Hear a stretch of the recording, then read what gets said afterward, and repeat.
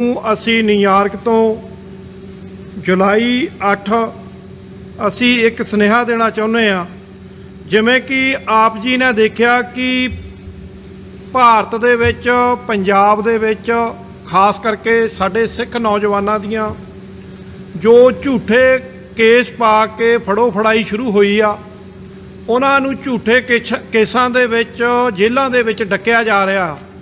ਇਹ ਸਾਰਾ ਕੁਝ ਕੈਪਟਨ ਸਰਕਾਰ ਪੰਜਾਬ ਦੀ नरेंद्र मोदी दे नाल सेंटर सरकार दे नाल रल के मिली भुगत दे नाल जो पंजाब अपने पंजाब दी कौमी घर दी आज़ादी वास्ते शांतमई तरीके दे नाल विदेशों विच और पंजाब दी धरती ते मुहिम चलाई जा रही आ, उस मुहिम नूं दबण लई झूठे केस पाए जा रहे आ।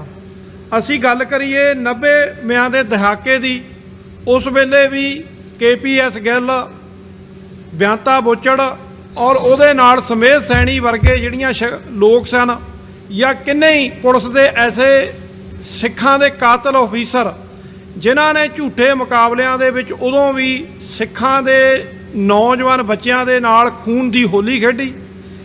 और असी मोदी सरकार दे जदों दा प्राइम मिनिस्टर बनिया भारत दा मोदी, उदों तो ही असी देखिया कि चाहे गुजरात दे विच सिख किसानां दी उजाड़ी दी गल होवे, चाहे हुण रीसेंटली यूपी दे विच सिख किसानां दे उजाड़े की गल होवे, या गुरुद्वारा ज्ञान गोदड़ी साहब नूं ढाह ढेरी करके उत्थे RSS दीयां अज दुकानां बणीआं होईआं, गुरुद्वारा डांगमार जिहड़ा शिलौंग दे विच, या पिछले दिन ही असीं मंगू मठ गुरुद्वारा उड़ीसा दे विच उहनूं भी ढाह के पद्धरा उत्ते ग्राउंड बना दिता गया। और किन्ने ही इतिहासक गुरुद्वारिआं नूं तोड़िया जा रहा।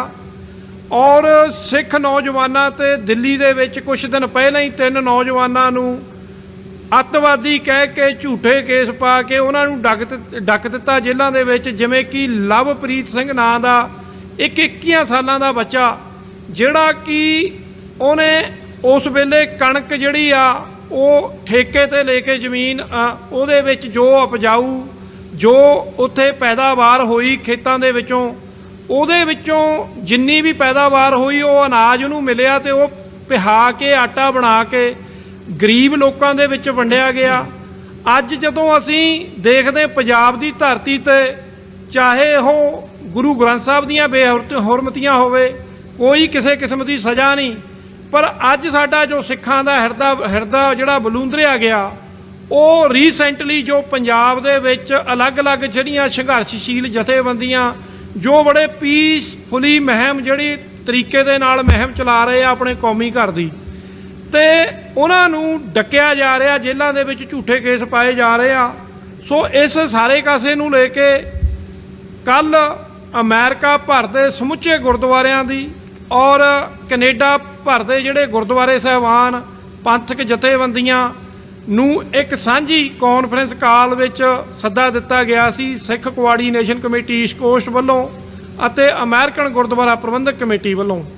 ਸੋ ਜਿਸ ਕॉन्फ्रेंस ਕਾਲ ਦੇ ਵਿੱਚ ਲਗਭਗ ਜਿਹੜੇ 162 ਗੁਰਦੁਆਰੇ ਸਾਹਿਬਾਨ ਅਤੇ ਪੰਥਕ ਜਥੇਬੰਦੀਆਂ ਦੇ ਮੋਹਤਵਰ ਜਿਹੜੇ ਸੱਜਣ ਜੁੜੇ ਔਰ ਜਿਨ੍ਹਾਂ ਨੇ ਇੱਕ ਸਾਂਝੇ ਰੂਪ ਦੇ ਵਿੱਚ ਫੈਸਲਾ ਕੀਤਾ। ਜਿਵੇਂ ਕਿ ਅਸੀਂ ਤੁਹਾਨੂੰ ਦੱਸਣਾ ਚਾਹੁੰਦੇ ਅੱਜ ਤੋਂ 2 ਸਾਲ ਪਹਿਲਾਂ 96 ਗੁਰਦੁਆਰੇ ਸਾਹਿਬਾਨ ਜਿਹੜੇ ਅਮਰੀਕਾ ਭਰ ਦੇ ਜਿਨ੍ਹਾਂ ਨੇ ਭਾਰਤੀ ਡਿਪਲੋਮੈਟਸ ਜਿਹੜੇ ਔਰ ਭਾਰਤੀ ਰਾਜਨੀਤਿਕ ਪਾਰਟੀਆਂ ਦੇ ਜਿਹੜੇ ਉਹਨਾਂ ਦੇ ਲੀਡਰ ਲੋਕ ਆਉਂਦੇ ਆ ਅਮਰੀਕਾ ਦੀ ਧਰਤੀ ਤੇ, ਜਾਂ ਏਜੰਸੀਆਂ ਦੇ ਏਜੰਟ ਜਿਹੜੇ ਕਿ ਭਾਰਤੀ ਸਟੇਟ ਦਾ ਏਜੰਡਾ ਲੈ ਕੇ ਸਾਡੇ ਸਿੱਖ ਗੁਰਦੁਆਰੇ ਸਾਹਿਬਾਨਾਂ ਦੇ ਵਿੱਚ ਆ ਕੇ ਸੰਗਤ ਦੇ ਅੱਗੇ ਰੱਖਦੇ ਆ, ਉਹਨਾਂ ਨੂੰ ਟੋਟਲੀ ਮੁਕੰਮਲ ਤੌਰ ਤੇ ਬਾਈਕਾਟ ਕੀਤਾ ਸੀ। ਇਹ ਬਾਈਕਾਟ ਤਦੇ ਕੀਤੇ ਜਾਂਦੇ ਆ ਜਦੋਂ ਸਿੱਖਾਂ ਨੂੰ ਇਨਸਾਫ ਨਹੀਂ ਮਿਲਿਆ। 1984 ਦੇ ਵਿੱਚ ਭਾਰਤੀ ਹਕੂਮਤ ਨੇ ਅਟੈਕ ਕੀਤਾ ਔਰ ਕਿੰਨੇ ਹੀ ਦਿੱਲੀ ਦੇ ਵਿੱਚ 30,000 ਤੋਂ ਵੱਧ ਜਿਹੜੇ ਸਾਡੇ ਸਿੱਖਾਂ ਦੀ ਸਿੱਖ ਜੈਨੋਸਾਈਡ ਹੋਈ। ਔਰ ਅੱਜ ਅਸੀਂ ਜਦੋਂ ਦੇਖਦੇ ਹਾਂ ਇਹ ਪੰਜਾਬ ਦੀ ਧਰਤੀ ਤੇ ਫੜੋ ਫੜਾਈ ਨੌਜਵਾਨਾਂ ਦੇ ਵਿੱਚ ਦਹਿਸ਼ਤ ਦਾ ਮਾਹੌਲ ਪੈਦਾ ਕਰਨਾ, ਕੀ ਗੱਲ ਇੱਕ ਜਿਹੜਾ ਇੰਟਰਨੈਸ਼ਨਲ ਲਾਅ ਦੇ ਅੰਡਰ ਰਹਿ ਕੇ ਜਿਹੜੀਆਂ UN ਦਾ ਕਾਨੂੰਨ ਵੀ ਇਹ ਕਹਿੰਦਾ ਕਿ ਤੁਹਾਨੂੰ ਪੀਸਫੁਲ ਤਰੀਕੇ ਦੇ ਨਾਲ ਤੁਸੀਂ ਆਪਣੇ ਮੁਲਕ ਦੀ ਆਪਣੇ ਪੰਜਾਬ ਦੀ ਆਜ਼ਾਦੀ ਵਾਸਤੇ ਮੁਹਿੰਮ ਚਲਾ ਸਕਦੇ ਹੋ। ਅੱਜ ਉਹ ਪੀਸਫੁਲ ਮੁਹਿੰਮ ਨੂੰ ਵੀ ਇਹ ਗਲਤ ਤਰੀਕੇ ਦੇ ਨਾਲ ਲੋਕ ਦਬਾ ਰਹੇ ਆ। ਸੋ ਮੈਂ ਆਪ ਜੀ ਦਾ ਜ਼ਿਆਦਾ ਸਮਾਂ ਨਹੀਂ ਲਊਂਗਾ ਤੇ ਜੋ ਕੱਲ ਸਾਰੇ ਗੁਰਦੁਆਰੇ ਸਾਹਿਬਾਨਾਂ ਨੇ ਜਿਹੜੇ ਮਤੇ ਅਪਰੂਵ ਕੀਤੇ, ਪਾਸ ਕੀਤੇ ਸਾਂਝੇ ਤੌਰ ਤੇ, ਉਹ ਮਤੇ ਮੈਂ ਦੱਸਣਾ ਚਾਹੁੰਦਾ ਔਰ ਖਾਸ ਕਰਕੇ ਇਸ ਗੱਲ ਦਾ ਧਿਆਨ ਰਹੇ ਜੋ 2 ਸਾਲ ਪਹਿਲਾਂ 96 ਗੁਰਦੁਆਰੇ ਅਮਰੀਕਾ ਦੇ ਔਰ ਪੰਥਕ ਜਥੇਬੰਦੀਆਂ ਨੇ ਰਲ ਕੇ ਡਿਸੀਜਨ ਲਿਆ ਸੀ, ਉਹ ਫੈਸਲੇ ਹੂਬਹੂ ਲਾਗੂ ਆ ਔਰ ਉਸ ਤੋਂ 2 ਕਦਮ ਅੱਗੇ ਵੱਧ ਕੇ ਅਸੀਂ ਹੋਰ ਵੀ ਸਟਰੋਂਗ ਡਿਸੀਜਨ ਲਏ ਆ। ਇਹ ਕਾਰਨ ਇਸ ਕਰਕੇ ਆ ਕਿ ਜਦੋਂ ਸਿੱਖਾਂ ਦੇ ਬੱਚਿਆਂ ਨੂੰ ਔਰ ਸਿੱਖ ਕੌਮ ਨੂੰ ਤੁਸੀਂ ਟੈਰਰਿਸਟ ਕਹਿ ਕੇ ਇੰਟਰਨੈਸ਼ਨਲ ਕਮਿਊਨਿਟੀ ਦੇ ਵਿੱਚ ਭੰਡਦੇ ਹੋ ਤਾਂ ਫਿਰ ਸਾਡਾ ਸਿੱਖਾਂ ਦਾ ਵੀ ਰਾਈਟ ਬਣਦਾ ਕਿ ਅਸੀਂ ਆਪਣੀ ਕੌਮ ਦੀ ਗੱਲ ਕਰ ਸਕੀਏ। ਇਹ ਸਾਰੇ ਮਤਿਆਂ ਦੇ ਵਿੱਚ ਸਮੁੱਚੇ ਗੁਰਦੁਆਰੇ ਸਾਹਿਬਾਨ, ਜਿਵੇਂ ਕਿ ਮੈਂ ਸਿੱਖਵਾੜੀ ਨੇਸ਼ਨ ਕਮੇਟੀ ਈਸਟ ਕੋਸਟ ਦਾ ਜ਼ਿਕਰ ਕੀਤਾ ਆ ਔਰ ਅਮਰੀਕਨ ਗੁਰਦੁਆਰਾ ਪ੍ਰਬੰਧਕ ਕਮੇਟੀ ਦਾ ਜ਼ਿਕਰ ਕੀਤਾ ਆ, ਇਹਦੇ ਵਿੱਚ ਮੈਂ ਵਿਸ਼ੇਸ਼ ਤੌਰ ਤੇ ਜ਼ਿਕਰ ਕਰਨਾ ਚਾਹਾਂਗਾ ਨਿਊਯਾਰਕ ਦੇ ਜੋ ਸਾਡਾ ਈਸਟ ਕੋਸਟ ਦੀ ਮੇਨ ਸੰਸਥਾ ਆ ਗੁਰਦੁਆਰਾ ਸਾਹਿਬ ਸਿੱਖ ਕਲਚਰ ਸੁਸਾਇਟੀ, ਔਰ ਜਿੱਥੇ ਇਹ ਮਤੇ ਲਾਸਟ ਈਅਰ ਪੜ੍ਹੇ ਗਏ ਸਨ ਕਿਉਂਕਿ ਕੋਵਿਡ-19 ਦੇ ਚੱਲਦਿਆਂ ਥੋੜ੍ਹਾ ਜਿਹਾ ਸਾਨੂੰ ਦੂਰੀ ਬਣਾ ਕੇ ਰੱਖਣ ਦਾ ਕਾਰਨ ਵੱਡੀ ਤੌਰ ਤੇ ਅਸੀਂ ਗੈਦਰਿੰਗ ਵੀ ਨਹੀਂ ਕਰ ਸਕਦੇ, ਪਰ ਫਿਰ ਵੀ ਅੱਜ ਅਸੀਂ ਇਹ ਮੈਸੇਜ ਭਾਰਤੀ ਹਕੂਮਤ ਨੂੰ ਅੱਜ ਨਿਊਯਾਰਕ ਦੀ ਧਰਤੀ ਤੋਂ ਦੇਣਾ ਚਾਹੁੰਦੇ ਆ ਔਰ ਆਉਣ ਵਾਲੇ ਦਿਨਾਂ ਦੇ ਵਿੱਚ ਇਹ ਜਿਹੜੇ ਮਤੇ ਆ ਇਹ ਸਾਰੇ ਗੁਰਦੁਆਰਿਆਂ ਦੇ ਨੋਟਿਸ ਬੋਰਡ ਤੇ ਲੱਗੇ ਹੋਣਗੇ ਔਰ ਇਹਨਾਂ ਮਤਿਆਂ ਤੇ ਬਕਾਇਦਾ ਪਹਿਰਾ ਦਿੱਤਾ ਜਾਏਗਾ। ਜਿਵੇਂ ਪਿਛਲੇ ਸਮੇਂ ਦੇ ਵਿੱਚ ਇਹ ਭਾਰਤੀ ਜੋ ਕਾਤਲ ਆ ਸਿੱਖਾਂ ਦੇ ਔਰ ਲੀਡਰ ਜੋ ਆਪਣੀਆਂ ਪਾਲਿਸੀਆਂ ਭਾਰਤੀ ਸਟੇਟ ਦਾ ਏਜੰਡਾ ਲੈ ਕੇ ਆਉਂਦੇ ਰਹੇ ਆ, ਉਹਨਾਂ ਨੂੰ ਸਮੇਂ-ਸਮੇਂ ਤੇ ਅਮਰੀਕਾ ਦੇ ਵਿੱਚ ਕਾਨੂੰਨੀ ਤੌਰ ਤੇ ਜਵਾਬ ਦਿੱਤੇ ਗਏ ਆ ਔਰ ਇਹ ਖਿਆਲ ਰੱਖਿਆ ਜਾਵੇ ਕਿ ਆਉਣ ਵਾਲੇ ਸਮੇਂ ਦੇ ਵਿੱਚ ਇਹ ਇਸੇ ਕਰਕੇ ਆ ਜਦੋਂ ਤੁਸੀਂ ਭਾਰਤੀ ਹਕੂਮਤ ਪੰਜਾਬ ਦੇ ਕੈਪਟਨ ਅਮਰਿੰਦਰ ਸਿੱਖ ਨੌਜਵਾਨਾਂ ਨੂੰ ਝੂਠੇ ਕੇਸਾਂ ਦੇ ਵਿੱਚ ਜੇਲ੍ਹਾਂ ਦੇ ਵਿੱਚ ਡੱਕ ਰਿਹਾ ਆ ਤੇ ਫਿਰ ਸਾਡਾ ਫਰਜ਼ ਬਣਦਾ ਆ ਕਿ ਅਸੀਂ ਉਸ ਗੱਲ ਦਾ ਜਵਾਬ ਤੁਹਾਨੂੰ ਉਸੇ ਤਰੀਕੇ ਨਾਲ ਦਈਏ। ਸੋ ਮੈਂ ਆਪ ਜੀ ਨੂੰ ਇਹ ਮਤੇ ਦੱਸਣਾ ਚਾਹੁੰਦਾ ਆ ਜੋ ਕੱਲ ਵਿਚਾਰੇ ਗਏ ਆ ਔਰ 162 ਗੁਰਦੁਆਰੇ ਸਾਹਿਬਾਨ ਜੋ ਅਮਰੀਕਾ ਭਰ ਦੇ ਔਰ ਕੈਨੇਡਾ ਤੋਂ 22 ਗੁਰਦੁਆਰੇ ਸਾਹਿਬਾਨ ਇਨਕਲੂਡ ਜਥੇਬੰਦੀਆਂ, ਪੰਥਕ ਜਥੇਬੰਦੀਆਂ ਔਰ 140 ਦੇ ਕਰੀਬ ਅਮਰੀਕਾ ਦੇ ਗੁਰਦੁਆਰੇ ਸਾਹਿਬਾਨ ਜਿਹੜੇ ਹਾਜ਼ਰ ਹੋਏ ਸਨ, ਜਿਨ੍ਹਾਂ ਨੇ ਇਸ ਮਤਿਆਂ ਦੇ ਉੱਤੇ ਜਿਹੜਾ ਆਪਣਾ ਸਾਰਿਆਂ ਨੇ ਇਹ ਹਾਮੀ ਭਰੀ ਆ, ਸਹਿਮਤੀ ਦਿੱਤੀ ਆ ਕਿ ਹੂਬਹੂ ਸਾਡੇ ਗੁਰਦੁਆਰਿਆਂ ਦੇ ਵਿੱਚ ਇਹ ਲਾਗੂ ਹੋਣਗੇ ਔਰ ਅਸੀਂ ਕੌਮ ਦੇ ਨਾਲ ਇੱਕ ਕੇਸਰੀ ਨਿਸ਼ਾਨ ਸਾਹਿਬ ਥੱਲੇ ਆਪਣੇ ਪੰਜਾਬ ਵਾਸਤੇ, ਆਪਣੇ ਕੌਮੀ ਘਰ ਵਾਸਤੇ, ਆਪਣੇ ਪੰਜਾਬ ਦੇ ਨੌਜਵਾਨਾਂ ਵਾਸਤੇ ਇੱਕ ਜਗ੍ਹਾ ਤੇ ਸਟਰੋਂਗਲੀ ਅਸੀਂ ਸਟੈਂਡ ਕਰਦੇ ਹਾਂ।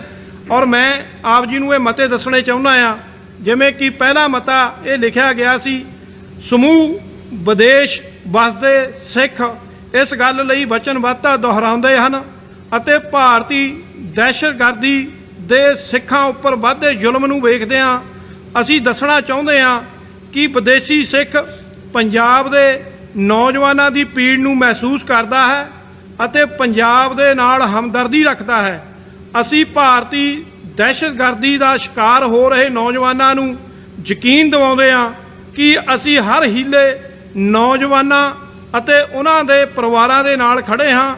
ਨਾਲ ਹੀ ਅਸੀਂ ਪੁਲਿਸ ਦੇ, ਪੰਜਾਬ ਦੇ ਪੁਲਿਸ ਅਧਿਕਾਰੀਆਂ ਅਤੇ ਰਾਜਨੀਤਿਕ ਲੀਡਰਾਂ ਨੂੰ ਇਹ ਚੇਤਾਵਨੀ ਦਿੰਦੇ ਹਾਂ ਕਿ ਵਿਦੇਸ਼ਾਂ ਵਿੱਚ ਪਹਿਲਾਂ ਹੀ ਭਾਰਤੀ ਸਟੇਟ ਦੇ ਨੁਮਾਇੰਦਿਆਂ ਦਾ ਬਾਈਕਾਟ ਕੀਤਾ ਹੋਇਆ ਹੈ, ਪਰ ਹੁਣ ਮੌਜੂਦਾ ਭਾਰਤੀ ਦਹਿਸ਼ਤਗਰਦੀ ਨੂੰ ਵੇਖਦੇ ਹੋਏ ਇਹ ਸਖਤ ਕਾਰਵਾਈ ਕਰਨ ਲਈ ਮਜਬੂਰ ਹੋਣਾ ਪੈ ਰਿਹਾ ਹੈ। ਸਿੱਖ ਨੌਜਵਾਨੀ ਉੱਪਰ ਜ਼ੁਲਮ ਕਰ ਰਹੇ ਪੁਲਿਸ ਅਧਿਕਾਰੀ ਜਾਂ ਰਾਜਨੀਤਿਕ ਆਗੂ ਜੋ ਸਿੱਖ ਨੌਜਵਾਨਾਂ ਉੱਪਰ ਜ਼ੁਲਮ ਕਰਨ ਵਾਲੀ ਭਾਰਤੀ ਸਟੇਟ ਦੀ ਪੁਸ਼ਤ ਪਨਾਹੀ ਕਰਦੇ, ਉਹਨਾਂ ਸਾਰਿਆਂ ਦਾ ਮੁਕੰਮਲ ਤੌਰ ਤੇ ਗੁਰਦੁਆਰਿਆਂ ਵਿੱਚ ਬਾਈਕਾਟ ਹੋਵੇਗਾ। ਜਿਵੇਂ ਪਹਿਲਾਂ ਹੀ 96 ਗੁਰਦੁਆਰਿਆਂ ਵੱਲੋਂ ਭਾਰਤੀ ਨੁਮਾਇੰਦਿਆਂ ਦਾ ਬਾਈਕਾਟ ਕੀਤਾ ਗਿਆ ਸੀ, ਉਸੇ ਮਤੇ ਨੂੰ ਅਗਾਂਹ ਵਧਾਉਂਦਿਆਂ ਅੱਜ 162 ਗੁਰਦੁਆਰਿਆਂ ਵੱਲੋਂ ਇਹ ਫੈਸਲਾ ਲਿਆ ਗਿਆ ਹੈ ਕਿ ਇਹ ਬਾਈਕਾਟ ਇਸੇ ਤਰ੍ਹਾਂ ਲਾਗੂ ਰਹੇਗਾ। ਵਿਦੇਸ਼ਾਂ ਵਿੱਚ ਭਾਰਤੀ ਪੁਲਿਸ ਅਧਿਕਾਰੀਆਂ ਦੇ ਪਹੁੰਚਣ ਉੱਪਰ ਮਨੁੱਖੀ ਅਧਿਕਾਰ ਤਹਿਤ ਕਾਨੂੰਨੀ ਕਾਰਵਾਈ ਪਾਈ ਜਾਵੇਗੀ। ਨੰਬਰ 2 ਤੇ ਭਾਰਤੀ ਚੋਣਾਂ ਵੇਲੇ ਵਿਦੇਸ਼ਾਂ ਵਿੱਚ ਠੂਠਾ ਚੁੱਕ ਕੇ ਫੰਡ ਇਕੱਠਾ ਕਰਨ ਲਈ ਆਉਣ ਵਾਲੀ ਹਰ ਰਾਜਨੀਤਿਕ ਧਿਰ ਦਾ ਵਿਰੋਧ ਹੋਵੇਗਾ ਅਤੇ ਵਿਦੇਸ਼ਾਂ ਵਿੱਚੋਂ ਇਹ ਸਿੱਖ ਵਿਰੋਧੀ ਰਾਜਨੀਤਿਕ ਪਾਰਟੀਆਂ ਨੂੰ ਫੰਡ ਦੇਣ ਵਾਲਿਆਂ ਦਾ ਵੀ ਸੰਗਤੀ ਰੂਪ ਵਿੱਚ ਵਿਰੋਧ ਹੋਵੇਗਾ। 3 ਨੰਬਰ ਤੇ ਜੀ, ਅੱਜ ਦੀ ਇਹ ਇਕੱਤਰਤਾ ਭਾਰਤੀ ਸਟੇਟ ਵੱਲੋਂ ਸੰਘਰਸ਼ੀਲ ਸਿੱਖ ਨੌਜਵਾਨਾਂ ਨੂੰ ਅੱਤਵਾਦੀ ਐਲਾਨਣ ਤੇ ਅਸੀਂ ਭਾਰਤੀ ਸਟੇਟ ਨੂੰ ਇੱਕ ਮਨੁੱਖਤਾ ਵਿਰੋਧੀ ਅੱਤਵਾਦੀ ਮੁਲਕ ਐਲਾਨਦੇ ਹਾਂ।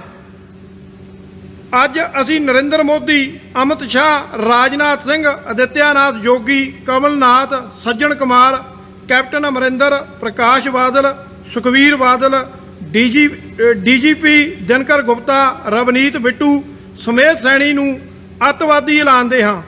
ਅਖੀਰ ਵਿੱਚ ਸਿੱਖ ਕੌਮ ਨੂੰ ਭਾਰਤੀ ਸਟੇਟ ਖਿਲਾਫ ਇਕਜੁੱਟ ਹੋਣ ਲਈ ਸੱਦਾ ਦਿੱਤਾ ਜਾਂਦਾ ਹੈ ਤਾਂ ਜੋ ਹਿੰਦੁਸਤਾਨੀ ਘਟੀਆ ਨੀਤੀਆਂ ਦਾ ਡਟ ਕੇ ਮੁਕਾਬਲਾ ਕੀਤਾ ਜਾ ਸਕੇ। ਸੋ ਇਹ ਮਤੇ ਜਿਹੜੇ ਆ ਕੱਲ 162 ਜਿਹੜੇ ਕੈਨੇਡਾ ਤੋਂ ਔਰ ਅਮਰੀਕਾ ਤੋਂ ਗੁਰਦੁਆਰੇ ਸਾਹਿਬਾਨ ਅਤੇ ਪੰਥਕ ਜਥੇਬੰਦੀਆਂ ਨੇ ਸਾਂਝੇ ਰੂਪ ਦੇ ਵਿੱਚ ਇਹ ਮਤੇ ਪਾਏ ਆ, ਫੈਸਲਾ ਕੀਤਾ ਆ। ਔਰ ਇਹ ਇਸੇ ਕਰਕੇ ਆ ਜਿਵੇਂ ਆਪ ਜੀ ਨੂੰ ਇਹ ਦੱਸਿਆ ਗਿਆ ਕਿ ਇਹ ਜੋ ਭਾਰਤੀ ਸਟੇਟ ਨੂੰ ਇੱਕ ਅੱਤਵਾਦੀ ਮੁਲਕ ਐਲਾਨਣ ਦਾ, ਟੈਰਰਿਸਟ ਕੰਟਰੀ ਐਲਾਨਣ ਦਾ ਅਸੀਂ ਐਲਾਨ ਕੀਤਾ ਆ, ਉਸੇ ਤਰ੍ਹਾਂ ਉਸ ਸਟੇਟ ਦੇ ਕੁਝ ਨਾਮ ਜਿਹੜੇ ਆਪ ਜੀ ਨੂੰ ਪੜ੍ਹ ਕੇ ਦੱਸੇ ਗਏ ਹਨ ਉਹ ਲੋਕ ਅੱਤਵਾਦੀ ਹਨ।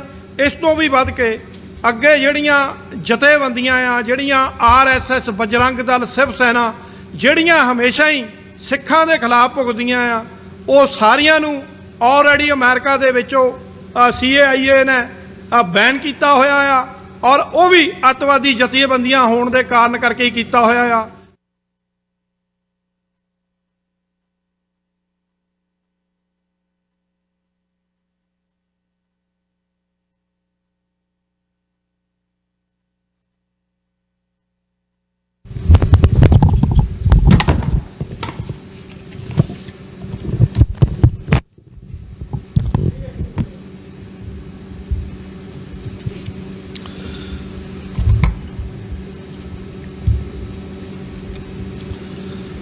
ਸਭ ਤੋਂ ਪਹਿਲਾਂ ਤਾਂ ਮੈਂ ਤੁਹਾਡਾ ਸਾਰਾ TV ਚੈਨਲਸ ਵਾਲਿਆਂ ਦਾ ਸ਼ੁਕਰੀਆ ਅਦਾ ਕਰਦਾ ਕਿ ਇੰਨੇ ਲੇਟ ਆਵਰਸ ਦੇ ਵਿੱਚ ਵੀ ਤੁਸੀਂ ਮੌਜੂਦ ਹੋ ਔਰ ਅੱਜ ਦੀ ਇਸ ਪ੍ਰੈਸ ਕਾਨਫਰੰਸ ਦੀ ਕਾਰਵਾਈ ਨੂੰ ਤੁਸੀਂ ਕਵਰ ਕਰ ਰਹੇ ਹੋ। ਜੋ ਹਾਲਾਤ ਸਾਡੇ ਖਿੱਤੇ ਦੇ ਬਣੇ ਹੋਏ ਨੇ ਸਾਊਥ ਏਸ਼ੀਆ ਦੇ, ਅਸੀਂ ਇਹ ਗੱਲ ਮਹਿਸੂਸ ਕਰਦੇ ਹਾਂ ਕਿ ਇੱਕ ਪਾਸੇ ਭਾਰਤ ਦੇ ਵਿੱਚ ਜਿੱਥੇ ਕਿ ਆਲਰੇਡੀ ਪਿਛਲੇ 6 ਸਾਲ ਤੋਂ ਨਰਿੰਦਰ ਮੋਦੀ ਦੀ ਅਗਵਾਈ ਦੇ ਵਿੱਚ ਪਹਿਲੀ ਸਰਕਾਰ 2014 'ਚ ਬਣੀ ਔਰ ਉਸ ਤੋਂ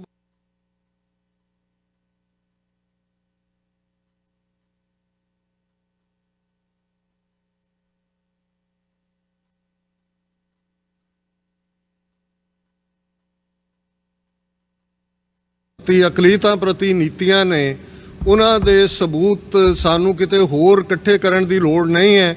ਜੇ ਅਮਰੀਕਾ ਦੇ commission, United States commission on international religious freedom, Amnesty international, human rights watch ਜਾਂ 2 ਹਫ਼ਤੇ ਪਹਿਲਾਂ ਹੀ ਅਮਰੀਕਾ ਦੇ ਸਟੇਟ ਡਿਪਾਰਟਮੈਂਟ ਵੱਲੋਂ ਰਿਲੀਜੀਅਸ ਫਰੀडम ਦੀ ਜਿਹੜੀ ਸਾਰੀ ਹਾਲਤ ਹੈ ਉਹਨਾਂ ਵੱਲ ਅਸੀਂ ਨਜ਼ਰ ਮਾਰੀਏ ਤਾਂ ਫਿਰ ਇਸ ਵਿੱਚ ਕੋਈ ਸ਼ੱਕ ਨਹੀਂ ਰਹਿ ਜਾਂਦਾ ਕਿ ਭਾਰਤ ਬੇਸ਼ੱਕ ਕਹਿਣ ਨੂੰ ਸੰਵਿਧਾਨਕ ਤੌਰ 'ਤੇ ਆਪਣੇ ਆਪ ਨੂੰ ਇੱਕ ਜਮਹੂਰੀਅਤ ਜਾਂ ਇੱਕ ਰਿਪਬਲਿਕ ਕਹਿੰਦਾ ਹੈ ਜਾਂ ਇੱਕ ਸੈਕੂਲਰ ਮੁਲਕ ਕਹਿੰਦਾ ਹੈ, ਪਰ ਹਕੀਕਤ ਦੇ ਵਿੱਚ ਭਾਰਤ ਇਸ ਵੇਲੇ ਬਿਲਕੁਲ ਨਾਜ਼ੀਵਾਦੀ ਔਰ ਫਾਸ਼ੀਵਾਦੀ, ਜਿਵੇਂ 1930ਵਿਆਂ 'ਚ ਜਰਮਨ ਦੇ ਵਿੱਚ ਨਾਜ਼ੀ ਰਜੀਮ ਸੀ ਔਰ ਇਟਲੀ ਦੇ ਵਿੱਚ ਫਾਸ਼ਿਜ਼ਮ ਸੀ, ਉਸ ਰਸਤੇ 'ਤੇ ਤੁਰਿਆ ਹੋਇਆ। ਜ਼ਾਹਰ ਹੈ ਕਿ ਉਹਨਾਂ ਦੀਆਂ ਆਪਣੀਆਂ ਫੇਲਿਅਰਸ ਨੇ। ਜੋ ਕੁਛ ਈਸਟਰਨ ਬਾਰਡਰ, ਲਦਾਖ, ਗਲਵਾਨ ਵੈਲੀ ਜਾਂ ਦੂਸਰੇ ਥਾਵਾਂ ਦੇ ਉੱਤੇ ਹੋਇਆ, ਜਿਸ ਨੇ ਭਾਰਤੀ ਕਿਆਦਤ ਦੀ ਬਿਲਕੁਲ ਨਾਅਹਲੀਅਤ ਨੂੰ ਸਾਬਤ ਕੀਤਾ ਔਰ ਇਹ ਹਮੇਸ਼ਾ ਰਿਹਾ। ਅਸੀਂ ਦੇਖਦੇ ਹਾਂ ਕਿ ਕਿਸੇ ਨਾ ਕਿਸੇ ਬਹਾਨੇ ਨਾਲ ਮੈਜੋਰੀਟੇਰੀਅਨ ਜਿਹੜਾ ਇਹਨਾਂ ਨੇ ਸਿਸਟਮ ਉਹਨਾਂ ਨੂੰ ਖੁਸ਼ ਕਰਨ ਦਾ, ਬਹੁ ਗਿਣਤੀ ਦਾ ਰੱਖਿਆ ਹੋਇਆ, ਉਹਨਾਂ ਨੂੰ ਖੁਸ਼ ਕਰਨ ਲਈ ਅਕਲੀਅਤਾਂ ਦੇ ਉੱਤੇ ਹਮਲੇ ਕਰਨੇ, ਅਕਲੀਅਤਾਂ ਦੀ ਪਰਸੀਕਿਊਸ਼ਨ, ਇਹ ਇਹਨਾਂ ਦਾ ਇੱਕ ਕੰਮ ਕਰਨ ਦਾ ਢੰਗ ਹੈ।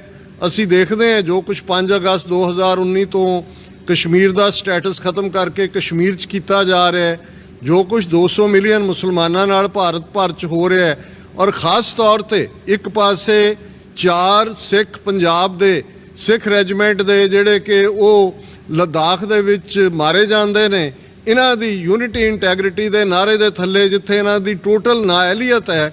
ਪਰ ਦੂਸਰੇ ਪਾਸੇ, ਔਰ ਇਹ ਗੱਲ ਮੈਂ ਹੀ ਨਹੀਂ ਕਹਿ ਰਿਹਾ, 15 ਤੋਂ ਜ਼ਿਆਦਾ ਸਿੱਖ ਇੰਟੈਲੈਕਚੁਅਲਸ ਨੇ ਜਿਹੜੀ ਕੱਲ ਸਟੇਟਮੈਂਟ ਮੀਡੀਆ ਨੂੰ ਦਿੱਤੀ ਹੈ, ਉਹਦੇ 'ਚ ਉਹਨਾਂ ਨੇ ਕਿਹਾ ਕਿ ਵੀ ਇਹ ਸਿੱਖਾਂ ਦੇ ਉੱਤੇ ਇੱਕ ਸਾਈਕੋਲੋਜੀਕਲ ਪ੍ਰੈਸ਼ਰ ਬਿਲਡ ਕਰ ਰਹੇ ਨੇ, ਕਿਉਂਕਿ ਇੱਕ ਆਵਾਜ਼ ਡਾਇਸਪੋਰਾ ਸਿੱਖਾਂ 'ਚ ਵੀ ਉੱਠੀ ਹੈ, ਪੰਜਾਬ 'ਚ ਵੀ ਹੈ ਕਿ ਭਾਈ ਅਸੀਂ ਹੁਣ ਤੁਹਾਡੇ ਲਈ ਨਹੀਂ ਮਰਨਾ। ਇਹ ਵੀ ਦਾਅਵੇ ਆਏ ਨੇ ਜਿਹੜੇ ਕਿ ਜੈਨੂਇਨਲੀ ਨੇ ਕਿ ਕਿਵੇਂ ਲੱਦਾਖ ਦਾ ਉਹ ਰੀਜਨ ਜਿਹਦੇ ਨਾਲ 1846 'ਚ ਸਰਕਾਰੇ ਖਾਲਸਾ ਜੀਓ, emperor of China, Dalai Lama of Tibet ਦੀ ਟੀਟੀ ਦੇ ਥੱਲੇ ਸਿੱਖ ਰਾਜ ਦਾ ਹਿੱਸਾ ਸਨ, ਔਰ 1975 'ਚ ਜਦੋਂ ਵਾਜਪਾਈ ਜਿਹੜਾ as a foreign minister China ਦੇ ਵਿੱਚ ਜਾਂਦਾ ਹੈ ਤੇ ਉਹਨਾਂ ਦੇ ਫੋਰਨ ਮਿਨਿਸਟਰ ਨੇ ਇਸ ਮੁੱਦੇ ਦੇ ਉੱਤੇ ਬਾਰਡਰ ਤੇ ਗੱਲ ਕਰਨ ਤੋਂ ਇਹ ਕਹਿ ਕੇ ਨਾ ਕਰ ਦਿੱਤੀ ਕਿ ਇਹ ਸਿੱਖ ਰਾਜ ਦੇ ਨਾਲ ਹੀ ਅਸੀਂ ਗੱਲ ਕਰਾਂਗੇ। ਔਰ ਇਹ ਗੱਲ ਕੋਈ ਹੋਰ ਨਹੀਂ ਕਹਿੰਦਾ ਹੈ, ਗਾਂਧੀ ਦਾ ਪੋਤਾ ਜਿਹੜਾ ਕਿ ਰਾਜਮੋਹਨ ਗਾਂਧੀ, ਉਹਨੇ ਆਪਣੇ ਜਿਹੜਾ ਉਸ ਡਾਇਲੈਕਟ ਦੇ ਵਿੱਚ ਜਦੋਂ ਵਾਪਸ ਆਇਆ ਆਪਣੇ ਡਾਇਲੌਗ ਦੇ ਵਿੱਚ ਇਹ ਗੱਲ ਕਹੀ।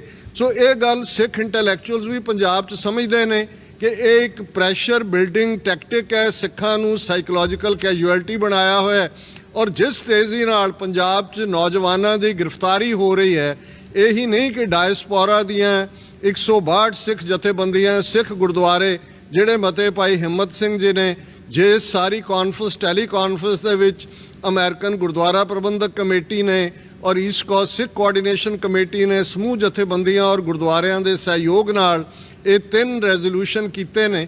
ਪਰ ਇਸ ਸਭ ਦਾ ਲੁਬੇ ਲਬਾਬ ਇਹ ਵੀ ਸਮਝਣ ਵਾਲਾ ਹੈ ਕਿ ਕਿਵੇਂ ਪੰਜਾਬ ਦੇ ਅੰਦਰ ਬਰਾਬਰ ਪਰਸੀਕਿਊਸ਼ਨ ਵੀ ਚੱਲ ਰਹੀ ਹੈ, ਕਿਵੇਂ ਅਜੀਤ ਡੋਵਲ ਦਾ ਖਾਸਮ ਖਾਸ ਦਿਨਕਰ ਗੁਪਤਾ ਜਿਹੜਾ ਖੁਦ ਇੰਟੈਲੀਜੈਂਸ ਬਿਊਰੋ 'ਚ ਰਿਹਾ, ਉਹ ਪੰਜਾਬ ਦਾ ਡੀਜੀਪੀ, ਔਰ ਜਿਹਨੇ ਕਿਹਾ ਸੀ ਕਿ 6 ਘੰਟੇ 'ਚ ਕਰਤਾਰਪੁਰ ਸਾਹਿਬ ਜਾ ਕੇ ਉਸ ਗੁਰਦੁਆਰਾ ਸਾਹਿਬ 'ਚ ਕੋਈ ਵੀ ਦਹਿਸ਼ਤਗਰਦ ਬਣ ਸਕਦਾ ਹੈ। ਔਰ ਇਹਨੂੰ ਇਸ ਬੈਕਗਰਾਊਂਡ 'ਚ ਵੀ ਦੇਖਿਆ ਜਾਏ ਕਿ ਪਾਕਿਸਤਾਨ ਦੀ ਹਕੂਮਤ ਕਰਤਾਰਪੁਰ ਲਾਂਘਾ ਖੋਲ੍ਹਣਾ ਚਾਹੁੰਦੀ ਹੈ, ਸ਼੍ਰੋਮਣੀ ਕਮੇਟੀ ਸਵਾਗਤ ਕਰਦੀ ਹੈ ਖੋਲ੍ਹਣ ਦਾ, ਈਵਨ ਇਹਨਾਂ ਦੇ ਸਟਰਕਚਰ ਦੇ ਐਕਟਿੰਗ ਜਥੇਦਾਰ ਵੀ ਉਹਨੂੰ ਵੈਲਕਮ ਕਰਦੇ ਨੇ।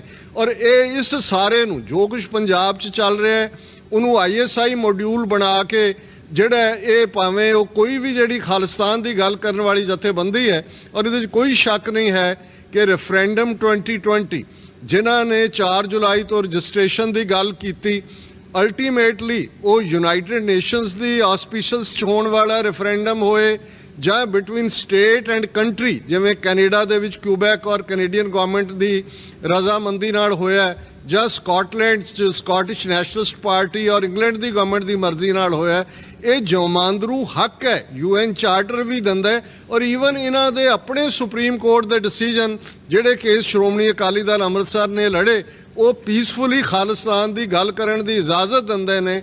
ਪਰ ਇਹ ਇੱਕ ਬਹਾਨਾ ਹੈ, ਇੱਕ ਪਾਸੇ ਨਾਰਥ ਈਸਟ ਲੱਦਾਖ ਦੇ ਸਿਨੈਰੀਓ ਨੂੰ ਦੇਖ ਕੇ, ਦੂਸਰੇ ਪਾਸੇ ਜਿਹੜੀ ਸਿੱਖਾਂ ਦੇ ਵਿੱਚ ਇਹ ਤੜਪ ਹੈ ਕਿ ਅਸੀਂ ਆਪਣਾ ਆਜ਼ਾਦ ਦੇਸ਼ ਖਾਲਿਸਤਾਨ ਲਿਬਰੇਟ ਕਰਵਾਉਣਾ ਹੈ, ਇਹ ਬਿਲਕੁਲ ਸੁਪਰੈਸਿਵ ਟੈਕਟਿਕ ਹੈ।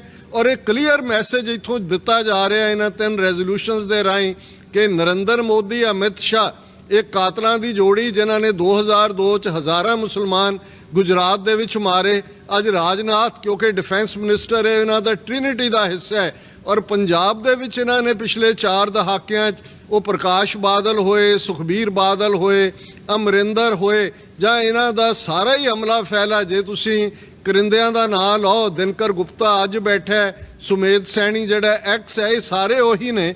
ਹੁਣ ਤਾਂ ਚੀਫ ਸੈਕਟਰੀ ਵੀ ਵਿਨੀ ਮਹਾਜਨ ਇਸ ਦਿਨਕਰ ਗੁਪਤੇ ਦੀ ਜਿਹੜੀ ਘਰ ਵਾਲੀ ਹੈ ਉਹਨੂੰ ਲਾ ਦਿੱਤਾ। ਸਿਵਲ ਐਡਮਿਨਿਸਟ੍ਰੇਸ਼ਨ ਵੀ ਟੋਟਲ ਇਸ ਵੇਲੇ ਏਜੰਸੀਆਂ ਰਨ ਕਰ ਰਹੀਆਂ। ਔਰ ਮੈਸੇਜ ਇੱਥੋਂ ਬੜਾ ਕਲੀਅਰ ਹੈ, ਜਿੱਥੇ ਅਸੀਂ ਆਪਣੇ ਪੰਜਾਬ ਔਰ ਭਾਰਤ ਦੇ ਦੂਸਰੇ ਹਿੱਸਿਆਂ 'ਚ ਜਿੱਥੇ ਸਿੱਖ ਨੌਜਵਾਨਾਂ ਦੀ ਹਰਾਸਮੈਂਟ ਹੋ ਰਹੀ ਹੈ, ਅਰੈਸਟ ਹੈ, ਪਰਸੀਕਿਊਸ਼ਨ ਹੈ, ਉਹਨਾਂ ਦੇ ਨਾਲ ਖੜੇ ਹਾਂ। ਇੱਥੇ ਅਸੀਂ ਇਹਨਾਂ ਨੂੰ ਚੈਲੰਜ ਕਰਦੇ ਹਾਂ ਕਿ ਜੇ ਤੁਹਾਡੇ 'ਚ ਕੋਈ ਵੀ UN ਦੇ ਚਾਰਟਰ ਦੇ ਥੱਲੇ, ਇੰਟਰਨੈਸ਼ਨਲ ਲਾਅ ਦੇ ਥੱਲੇ ਤੁਸੀਂ ਕਿਸੇ ਮੁੱਦੇ ਤੇ ਡਿਬੇਟ ਕਰਨਾ ਚਾਹੁੰਦੇ ਹੋ ਤੇ ਦੁਨੀਆ ਭਰ ਦਾ ਪਲੇਟਫਾਰਮ ਕਿਤੇ ਵੀ ਅਸੀਂ 5 ਮਿਲੀਅਨ ਸਿੱਖ ਡਾਇਸਪੋਰਾ ਤੁਹਾਨੂੰ ਚੈਲੰਜ ਕਰਦਾ ਹੈ ਕਿ ਆ ਕੇ ਤੁਸੀਂ ਆਪਣਾ ਕੇਸ ਪੇਸ਼ ਕਰੋ। ਪਰ ਇਹ ਪਰਸੀਕਿਊਸ਼ਨ, ਇਹ ਗ੍ਰਿਫਤਾਰੀਆਂ, ਝੂਠੇ ਮੁਕੱਦਮੇ, ਇਹ ਸਿੱਖ ਕੌਮ ਦੇ ਜਜ਼ਬਾਤਾਂ ਨੂੰ, ਸਿੱਖ ਕੌਮ ਦੀ ਆਵਾਜ਼ ਨੂੰ, ਸਾਡੀ ਫਰੀडम ਦੇ ਇੰਪਲਸ ਨੂੰ ਕਦੇ ਨਹੀਂ ਜਿਹੜੇ ਨੇ ਉਹ ਦਬਾ ਸਕਦੇ। ਇਹੋ ਜਿਹੇ ਯਤਨ ਮੁਗਲਿਆ ਹਕੂਮਤ ਨੇ ਵੀ ਕੀਤੇ, ਦਰਾਏ ਖੈਬਰ ਪਾਰ ਦੇ ਧਾੜਵੀਆਂ ਨੇ ਵੀ ਕੀਤੇ, ਅੰਗਰੇਜ਼ਾਂ ਨੇ ਵੀ ਕੀਤੇ, ਔਰ ਅੱਜ ਦੇ ਦੌਰ 'ਚ ਵੀ 4 ਦਹਾਕਿਆਂ 'ਚ ਬਥੇਰਾ ਜ਼ੋਰ ਲਾ ਲਿਆ। ਇਹ ਆਜ਼ਾਦੀ ਦੀ ਆਵਾਜ਼ ਅੱਜ ਤਿਹਾੜ ਜੇਲ੍ਹ 'ਚ ਬੇੜੀਆਂ ਔਰ ਹੱਥਕੜੀਆਂ 'ਚ ਜਕੜਿਆ ਜਥੇਦਾਰ ਜਗਤਾਰ ਸਿੰਘ ਹਵਾਰਾ। ਜੇ ਤੁਸੀਂ ਉਹਨਾਂ ਦੀ ਸਪਿਰਿਟ ਡੈਂਪਨ ਨਹੀਂ ਕਰ ਸਕਦੇ ਤੇ ਡਾਇਸਪੋਰਾ ਵਾਲੇ ਤਾਂ ਬਹੁਤ ਚੰਗੀ ਤਰ੍ਹਾਂ ਸਮਝਦੇ ਨੇ ਕਿ ਅਲਟੀਮੇਟਲੀ ਫਰੀडम ਦਾ, ਖਾਲਿਸਤਾਨ ਦਾ, ਆਜ਼ਾਦੀ ਦਾ ਕੀ ਮਤਲਬ ਹੈ। ਸੋ ਅਸੀਂ ਇਹਨਾਂ ਨੂੰ ਵਾਰਨ ਕਰਦੇ ਕਿ ਅਸੀਂ ਤੁਹਾਨੂੰ ਇੰਟਰਨੈਸ਼ਨਲ ਕੋਰਟ ਦੇ ਵਿੱਚ ਘੜੀਸਾਂਗੇ। ਤੁਸੀਂ ਵਾਰ ਕ੍ਰਿਮੀਨਲ ਹੋ। ਜੋ ਤੁਹਾਡੇ ਐਕਟ ਨੇ ਉਸ ਡੈਫੀਨੇਸ਼ਨ ਦੇ ਥੱਲੇ ਆਉਂਦੇ ਨੇ। ਜੋ ਕੁਝ ਸਰਬਾ ਨੇ ਕੀਤਾ ਔਰ ਉਹਨਾਂ ਨੂੰ ਜਿਹੜਾ ਇੰਟਰਨੈਸ਼ਨਲ ਕ੍ਰਿਮੀਨਲ ਕੋਰਟ ਨੇ ਇੰਡਾਈਟ ਕੀਤਾ, ਉਹ ਦਿਨ ਦੂਰ ਨਹੀਂ ਹੈ। ਔਰ ਇਹ ਮੈਂ ਗੱਲ ਕਲੋਜ਼ ਕਰਾਂ ਕਿ ਤੁਸੀਂ ਜਿੱਥੇ ਮਰਜ਼ੀ ਭੱਜ ਲਿਓ, we will chase you, we will find you, we will extradite you to Khalistan and try you and hang you. Finally ਇਹਨਾਂ ਸਾਰਿਆਂ ਨੂੰ ਜਿਹੜਾ ਇਹਨਾਂ ਦੇ ਗੁਨਾਹ ਦੀ ਸਜ਼ਾ ਦਿੱਤੀ ਜਾਏਗੀ। ਲੇਕਿਨ ਫਿਰ ਵੀ ਇੰਟਰਨੈਸ਼ਨਲ ਨਾਰਮ ਨੂੰ ਸਾਹਮਣੇ ਰੱਖਦੇ ਹਾਂ ਅਸੀਂ ਇਸ ਮੀਡੀਆ ਆਊਟਲੈਟ ਦੇ ਰਾਹੀਂ, ਅੱਜ ਦੀ ਪ੍ਰੈਸ ਕਾਨਫਰੰਸ ਰਾਹੀਂ ਸੋਲੀਡੈਰਿਟੀ ਦਾ ਮੈਸੇਜ 30 ਮਿਲੀਅਨ ਸਿੱਖ ਨੇਸ਼ਨ, 5 ਮਿਲੀਅਨ ਸਿੱਖ ਡਾਇਸਪੋਰਾ, ਇੰਡੀਪੈਂਡੈਂਸ ਦੇ ਲਈ ਦਰਿਆਏ ਜਮਨਾ ਤੋਂ ਵਾਘਾ ਤੱਕ ਇੰਡੀਪੈਂਡੈਂਟ ਸੋਵਰਨ ਨੇਸ਼ਨ ਖਾਲਿਸਤਾਨ ਨੂੰ ਲਿਬਰੇਟ ਕਰਵਾਏਗਾ। ਇਸ ਬਾਰੇ ਕਿਸੇ ਨੂੰ ਕੋਈ ਸ਼ੱਕ ਸ਼ੁਬਾ ਨਹੀਂ ਹੋਣਾ ਚਾਹੀਦਾ।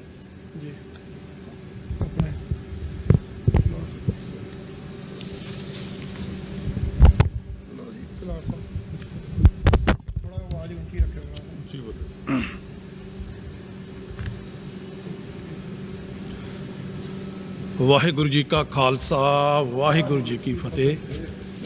ਦਾਸ ਮੁੱਖ ਸੇਵਾਦਾਰ ਸ਼੍ਰੋਮਣੀ ਅਕਾਲੀ ਦਲ ਅਮਰੀਕਾ। ਦਾਸ ਪਹਿਲਾਂ ਤਾਂ ਜਿਹੜੇ ਨੌਜਵਾਨ ਸਾਡੇ ਨਜਾਇਜ਼ ਉੱਥੇ ਫੜ ਰਹੇ ਆ, ਸਖਤ ਸ਼ਬਦਾਂ ਵਿੱਚ ਨਿਖੇਧੀ ਕਰਦਾ ਉਸ ਗੌਰਮੈਂਟ ਦੀ ਕਿ ਉਹ ਬਿਨਾਂ ਵਜ੍ਹਾ ਬੱਚਿਆਂ ਸਾਡਿਆਂ ਨੂੰ ਚੁੱਕ ਰਹੀ ਆ। ਤੇ ਮੈਨੂੰ ਲੇਟਸ ਪਤਾ ਇਹ ਵੀ ਲੱਗਾ ਕਿ ਉਹ ਜਿੱਥੇ ਸਾਡੇ ਨੌਜਵਾਨ ਸਿੰਘਾਂ ਨੂੰ ਚੁੱਕ ਰਹੀ, ਉੱਥੇ ਉਹਨਾਂ ਦੇ ਪੇਰੈਂਟਸ ਨੂੰ ਵੀ ਥਾਣਿਆਂ 'ਚ ਸੱਦ ਰਹੀ ਆ ਤੇ ਉਹਨਾਂ ਦੀ ਬਹੁਤ ਹੀ ਬੇਇੱਜ਼ਤੀ ਕਰ ਰਹੀ ਆ। ਇਹ ਬਹੁਤ ਹੀ ਮੰਦਭਾਗੀ ਗੱਲ ਆ ਜੋ ਕਿ ਸਾਡੀ ਪਾਰਟੀ ਸ਼੍ਰੋਮਣੀ ਅਕਾਲੀ ਦਲ ਅੰਮ੍ਰਿਤਸਰ ਨੇ ਲੰਮੇ ਸਮੇਂ ਤੋਂ ਖਾਲਿਸਤਾਨ ਦੀ ਜੋ ਲੜਾਈ ਲੜ ਰਹੇ ਹਨ, ਉਹਨਾਂ ਨੇ ਸੁਪਰੀਮ ਕੋਰਟ ਦੇ ਵਿੱਚ ਖਾਲਿਸਤਾਨ ਦੀ ਲੜਾਈ ਲੜ ਕੇ ਜਿੱਤੀ ਹੈ। ਤੇ ਫਿਰ ਇਹਨਾਂ ਜਿਹੜੀਆਂ ਕੋਟਾਂ ਆ, ਇਹ ਕੋਟਾਂ ਕਾਹਦੀਆਂ ਰਹਿ ਗਈਆਂ? ਝੂਠੀਆਂ ਕੋਟਾਂ। ਜੋ ਉੱਥੇ ਸਿੰਘ ਸਾਡੀ ਖਾਲਿਸਤਾਨ ਦੀ ਸ਼ਾਂਤਮਈ ਤਰੀਕੇ ਨਾਲ ਗੱਲ ਕਰਦੇ ਆ, ਅੱਜ ਉਹਨਾਂ ਨੂੰ ਜੇ ਇਹ ਬੌਦਰ ਕਰਦੇ ਨੇ। ਇਸ ਕਰਕੇ ਅਸੀਂ ਸਾਰੇ ਹੀ ਬਾਹਰ ਇਕੱਠੇ ਆ। ਜੋ ਮਤੇ ਸਿੰਘਾਂ ਨੇ ਅੱਜ ਪੜ੍ਹੇ ਆ, ਇਹ ਮਤਿਆਂ ਦੇ ਅਸੀਂ ਸਾਰੇ ਹੀ ਪਹਿਰਾ ਦੇਵਾਂਗੇ। ਜਿਹੜੇ ਵੀ ਪੁਲਿਸ ਅਫਸਰ ਉੱਥੇ ਧੱਕਾ ਕਰ ਰਹੇ ਹਨ, ਉਹਨਾਂ ਨੂੰ ਇਹ ਸੋਚਣਾ ਪੈ ਜਾਏਗਾ ਕਿ ਇਹ ਮਹਿੰਗਾ ਪਏਗਾ ਉਹਨਾਂ ਵਾਸਤੇ। ਦੂਸਰੀ ਗੱਲ ਇਹ ਆ ਕਿ ਸ਼੍ਰੋਮਣੀ ਅਕਾਲੀ ਦਲ ਅੰਮ੍ਰਿਤਸਰ ਨੇ ਆਪਣੇ ਇੱਕ ਪੈਨਲ ਬਣਾਇਆ ਫਿਰੋਜ਼ਪੁਰ ਡਿਸਟ੍ਰਿਕਟ ਦੇ ਵਿੱਚ 5 ਵਕੀਲਾਂ ਦਾ। ਉਹਨਾਂ ਨਾਲ ਸਿੰਘ ਕੋਈ ਕੰਟੈਕਟ ਕਰ ਸਕਦੇ ਹਨ। 2 ਸਾਡੇ ਹਾਈ ਕੋਰਟ ਦੇ ਵਕੀਲ ਹਨ, ਲਖਣਪਾਲ ਤੇ ਸਿਮਰਜੀਤ ਸਿੰਘ, ਉਹ ਵੀ ਸਾਡੇ ਅਸੀਂ ਵਕੀਲ ਉੱਥੇ ਕੀਤੇ ਹਨ। ਮੇਰੇ ਵੀਰ ਮੇਰੇ ਕੋਲ ਨੰਬਰ ਲੈ ਸਕਦੇ ਹਨ ਤੇ ਆਪਾਂ ਸਾਰਿਆਂ ਨੇ ਰਲ ਕੇ, ਇਹ ਕੌਮ ਦੇ ਬੱਚੇ ਆਏ ਕਿ ਪਾਰਟੀ ਦੇ ਬੱਚੇ ਨਹੀਂ, ਇਹ ਸਾਡੇ ਕੌਮ ਦੇ ਬੱਚੇ ਆ। ਇਹਨਾਂ ਬੱਚਿਆਂ ਪਿੱਛੇ ਅਸੀਂ ਮਗਰ ਖੜ੍ਹੇ ਆ। ਇਹਨਾਂ ਬੱਚਿਆਂ ਨੂੰ ਘਬਰਾਉਣ ਦੀ ਕੋਈ ਲੋੜ ਨਹੀਂ। ਜੇ ਵਾਧਾ ਕੋਈ ਵੀ ਕਰਦਾ ਆ, ਅਸੀਂ ਉਹਨਾਂ ਦੇ ਮਗਰ ਖੜ੍ਹੇ ਆ। ਉਹਨਾਂ ਪਰਿਵਾਰਾਂ ਦੀ ਅਸੀਂ ਪੂਰੀ ਮਦਦ ਕਰਾਂਗੇ।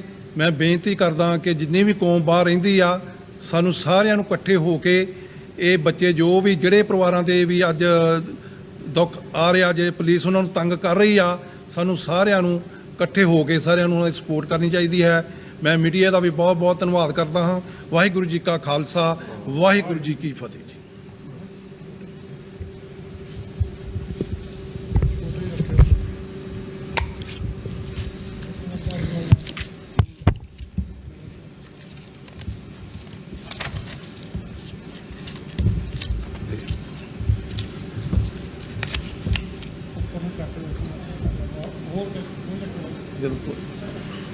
ਵਾਹਿਗੁਰੂ ਜੀ ਕਾ ਖਾਲਸਾ ਵਾਹਿਗੁਰੂ ਜੀ ਕੀ ਫਤਿਹ। ਦਾਸ Baljinder Singh New York Self Determination Council World Sikh Parliament ਵੱਲੋਂ ਅੱਜ ਦੀ ਇਸ ਪ੍ਰੈਸ ਕਾਨਫਰੰਸ ਵਿੱਚ ਇੱਕ ਗੱਲ ਜ਼ਰੂਰੀ ਕਲੀਅਰ ਕਰ ਦਈਏ ਕਿ ਹਿੰਦੁਸਤਾਨ ਦੀ ਸਰਕਾਰ ਨੇ 1947 ਤੋਂ ਲੈ ਕੇ ਅੱਜ ਤੱਕ ਸਿੱਖ ਕੌਮ ਨੂੰ ਦਬਾਉਣ ਦੀ ਕੋਸ਼ਿਸ਼ ਕੀਤੀ ਹੈ, ਚਾਹੇ ਉਹ ਜਰਾਇਮ ਪੇਸ਼ਾ ਕੌਮ ਨੂੰ ਐਲਾਨਿਆ, ਚਾਹੇ ਉਸ ਤੋਂ ਬਾਅਦ ਪੰਜਾਬੀ ਸੂਬੇ ਦਾ ਮੋਰਚਾ ਚੱਲਿਆ, ਉਹ ਵੀ ਸ਼ਾਂਤਮਈ ਮੋਰਚੇ ਨੂੰ ਭਾਰਤ ਸਰਕਾਰ ਨੇ ਆਪਣੀ ਪੁਲਿਸ ਦੇ ਨਾਲ, ਫੋਰਸ ਦੇ ਨਾਲ ਦਬਾਅ ਪਾ ਕੇ 4 ਜੁਲਾਈ 1965 ਨੂੰ ਸ੍ਰੀ ਦਰਬਾਰ ਸਾਹਿਬ ਦੇ ਉੱਤੇ 1955 ਨੂੰ ਸ੍ਰੀ ਦਰਬਾਰ ਸਾਹਿਬ ਦੇ ਉੱਤੇ ਹਮਲਾ ਕਰਕੇ ਉੱਥੇ 200 ਤੋਂ ਵੱਧ ਸਿੰਘਾਂ ਨੂੰ ਸ਼ਹੀਦ ਕੀਤਾ।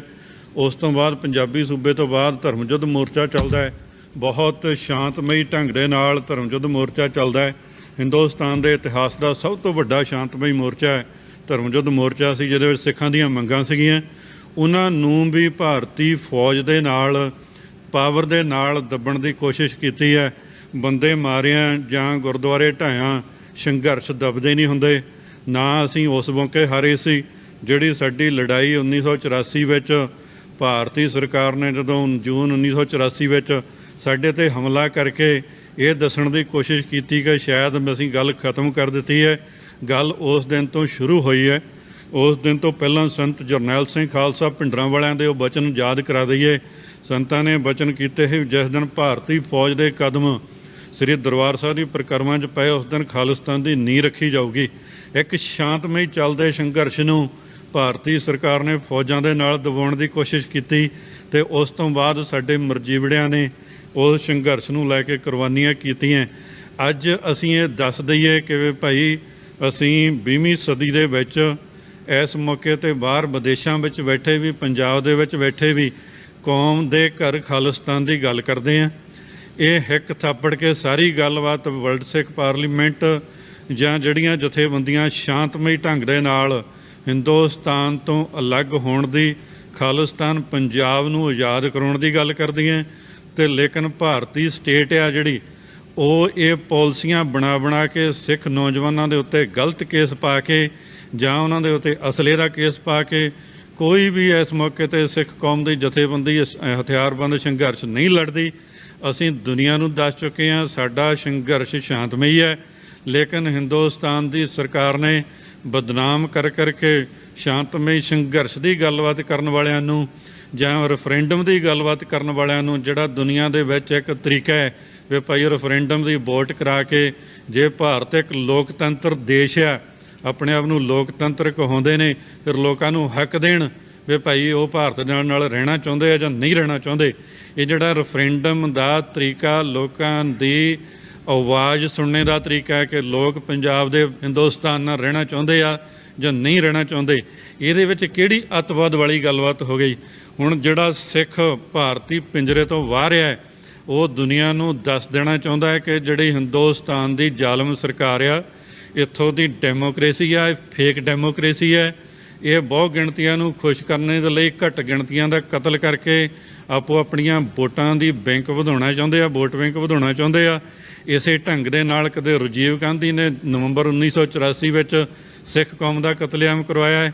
ਉਸਨੇ ਬਹੁਤ ਵੱਡੀ ਗਿਣਤੀ ਦੇ ਵਿੱਚ ਉਸ ਤੋਂ ਬਾਅਦ ਜਿੱਤ ਪ੍ਰਾਪਤ ਕੀਤੀ। ਉਸ ਤੋਂ ਬਾਅਦ ਅੱਗੇ ਚੱਲੀਏ, ਨਰਿੰਦਰ ਮੋਦੀ ਨੇ ਗੁਜਰਾਤ ਵਿੱਚ ਮੁਸਲਮਾਨ ਭਰਾਵਾਂ ਦਾ ਕਤਲੇਆਮ ਕਰਾਇਆ, ਉਸਨੇ ਜਿੱਤ ਪ੍ਰਾਪਤ ਕੀਤੀ। ਇਹ ਜਿਹੜੀ ਭਾਰਤ ਦੀ ਡੈਮੋਕ੍ਰੇਸੀ ਹੈ, ਡਿਕਟੇਟਰਸ਼ਿਪ ਨਾਲ ਵੀ ਘਟੀਆ। ਡਿਕਟੇਟਰ ਤਾਂ ਕਦੇ ਆਸ ਹੁੰਦੀ ਆ ਕਿ ਉਹ ਮਰ ਜਾਊਗਾ ਅਤੇ ਲੋਕ ਸੁੱਖ ਦਾ ਸਾਹ ਲੈਣਗੇ, ਲੇਕਿਨ ਜਿਹੜੀ ਡੈਮੋਕ੍ਰੇਸੀ ਆ ਇਹ ਬਹੁਤ ਗਿਣਤੀ ਨੂੰ ਖੁਸ਼ ਕਰਨ ਦੇ ਲਈ ਸਾਡੀ ਜਿਹੜੀ ਘੱਟ ਗਿਣਤੀਆਂ ਨੂੰ ਦਬਾਇਆ ਜਾਂਦਾ ਹੈ। ਰੈਫਰੈਂਡਮ ਇੱਕ ਪ੍ਰੂਵਡ ਸਿਸਟਮ ਆ, ਜਿਹਦੇ ਹਿਸਾਬ ਦੇ ਨਾਲ ਸਾਡੇ ਸਿੱਖ ਫॉर ਜਸਟਿਸ ਨੂੰ ਕ੍ਰੈਡਿਟ ਜਾਂਦਾ ਹੈ। ਜਿਹੜੇ ਰੈਫਰੈਂਡਮ ਦੇ ਨਾਲ ਖਾਲਿਸਤਾਨ ਦੀ ਗੱਲਬਾਤ ਕਰਦੇ ਆ, ਜਿਹੜੇ ਲੋਕ ਉਹਨਾਂ ਨੂੰ ਅੱਤਵਾਦੀ ਕਹਿੰਦੇ ਆ, ਉਹਨਾਂ ਨੂੰ ਦੁਨੀਆ ਵਿੱਚ ਨੰਗੇ ਕਰਾਂਗੇ। ਉਹਨਾਂ ਨੂੰ ਇਹ ਦੱਸਾਂਗੇ ਤੁਸੀਂ 2.5 ਲੱਖ ਤੋਂ ਵੱਧ ਸਿੱਖ ਨੌਜਵਾਨਾਂ ਦੇ ਕਾਤਲ ਹੋ ਅਤੇ ਸਾਨੂੰ ਸਾਡੇ ਗੁਰਧਾਮਾਂ ਦੀ ਬੇਅਦਬੀ ਕਰਨ ਵਾਲੇ ਹੋ। ਅਸਲੀ ਕਾਤਲ ਅਤੇ ਅਸਲੀ ਅੱਤਵਾਦੀ ਤੁਸੀਂ ਹੋ। ਜਿਹੜੀ ਭਾਰਤੀ ਸਟੇਟ ਆ ਜਾਂ ਉਹਦੇ ਨੁਮਾਇੰਦੇ ਨੇ, ਉਹਨਾਂ ਦੇ ਨਾਂ ਪਹਿਲਾਂ ਜ਼ਿਕਰ ਹੋ ਚੁੱਕਾ ਸੀ, ਵਾਰ-ਵਾਰ ਉਹਨੂੰ ਰਿਪੀਟ ਨਹੀਂ ਕਰਨਾ। ਜਿਹੜੇ ਵੀ ਉਹਨਾਂ ਦੇ ਨੁਮਾਇੰਦੇ ਬਾਹਰ ਹੋਣਗੇ ਉਹਨਾਂ 'ਤੇ ਇੱਥੋਂ ਦੇ ਸਿਸਟਮ ਦੇ ਅਨੁਸਾਰ ਜਾਂ ਜਿਹੜੇ ਢੰਗ ਦੇ ਨਾਲ ਵੀ ਸਾਤੋਂ ਕਾਰਵਾਈ ਪਈ ਅਸੀਂ ਪਾਵਾਂਗੇ। ਸਮੁੱਚੀ ਕੌਮ ਨੂੰ ਬੇਨਤੀ ਕਰਦੇ ਹਾਂ, ਭਾਈ ਕੌਮ ਦੀ ਆਜ਼ਾਦੀ ਲਈ ਗੱਲਬਾਤ ਕਰੀਏ। ਜਿਹੜੀ ਵੀ ਜਥੇਬੰਦੀ ਤਕੜੀ ਹੋ ਕੇ ਅੱਗੇ ਆ ਕੇ ਸੇਵਾ ਕਰਦੀ ਆ, ਸਾਨੂੰ ਉਹਨਾਂ ਸਾਰਿਆਂ ਦਾ ਸਾਥ ਦੇਣਾ ਚਾਹੀਦਾ। ਅਤੇ ਬਾਕੀ ਜੋ ਸਿਸਟਮ ਸਾਡਾ ਬਾਹਰਲੇ, ਜਦੋਂ ਇਹਨਾਂ ਦੇ ਨੁਮਾਇੰਦੇ, ਚਾਹੇ ਪੁਲਿਸ ਆਫੀਸਰ, ਚਾਹੇ ਕੋਈ ਲੀਡਰ ਬਾਹਰ ਆਊਗਾ ਜਿਹੜਾ ਭਾਰਤੀ ਸਟੇਟ ਦੇ ਨਾਲ ਰਲ ਕੇ ਸਿੱਖ ਕੌਮ ਦੀ ਆਵਾਜ਼ ਨੂੰ ਬੰਦ ਕਰਨਾ ਚਾਹੁੰਦਾ, ਇਹ ਆਵਾਜ਼ਾਂ ਕਦੇ ਬੰਦ ਨਹੀਂ ਹੁੰਦੀਆਂ। ਇਹ ਬੰਦੇ ਮਾਰਿਆਂ ਮਤਲਬ ਲੜਾਈਆਂ ਇਹ ਸਿੱਖ ਕੌਮ ਨੇ ਕਦੇ ਹਾਰਨੀਆਂ ਨਹੀਂ ਹੈ। ਕਦੇ 1984 ਵਿੱਚ ਕਹਿੰਦੇ ਸੀ ਸੰਤ ਜਰਨੈਲ ਸਿੰਘ ਭਿੰਡਰਾਂ ਵਾਲਿਆਂ ਦੇ ਨਾਲ 30-35 ਕਈ ਆ, ਇਹ ਕਦੇ ਵੀ ਮੁੱਕਦੇ ਨਹੀਂ ਹੁੰਦੇ, ਜਿੰਨੇ ਤੁਸੀਂ ਮਰਜ਼ੀ ਮਾਰ ਲਓ। ਇੱਕ ਇਹ ਦੱਸ ਦੇਣਾ ਚਾਹੁੰਦੇ ਹਾਂ ਵੀ ਜਿਹੜੇ ਸਿੱਖ ਨੌਜਵਾਨ ਹਿੰਦੁਸਤਾਨ ਦੇ ਵਿੱਚ ਝੂਠੇ ਪੁਲਿਸ ਮੁਕਾਬਲੇ ਜਾਂ ਜਿਹੜੀਆਂ ਰਿਪੋਰਟਾਂ ਬਣਾ ਕੇ ਉਹਨਾਂ ਨੂੰ ਇਸ ਮੌਕੇ ਗ੍ਰਿਫਤਾਰੀਆਂ ਕੀਤੀਆਂ ਜਾਂਦੀਆਂ, ਅਸੀਂ ਹਰ ਹਾਲਤ ਵਿੱਚ ਉਹਨਾਂ ਦੀ ਸਪੋਰਟ ਕਰਾਂਗੇ। ਜਿੰਨਾ ਵੀ ਸਾਡੇ 'ਚ ਦਮ ਹੋਇਆ ਗੁਰੂ ਸਾਹਿਬ ਕਿਰਪਾ ਕਰਨਗੇ। ਅਸੀਂ ਉਹਨਾਂ ਸਿੱਖ ਨੌਜਵਾਨਾਂ ਦੇ ਨਾਲ, ਪਰਿਵਾਰਾਂ ਦੇ ਨਾਲ ਹਰ ਤਰ੍ਹਾਂ ਦੀ ਹਮਦਰਦੀ ਅਤੇ ਲੀਗਲ ਕਾਰਵਾਈ ਕਰਾਂਗੇ ਜੀ। ਵਾਹਿਗੁਰੂ ਜੀ ਕਾ ਖਾਲਸਾ, ਵਾਹਿਗੁਰੂ ਜੀ ਕੀ ਫਤਿਹ।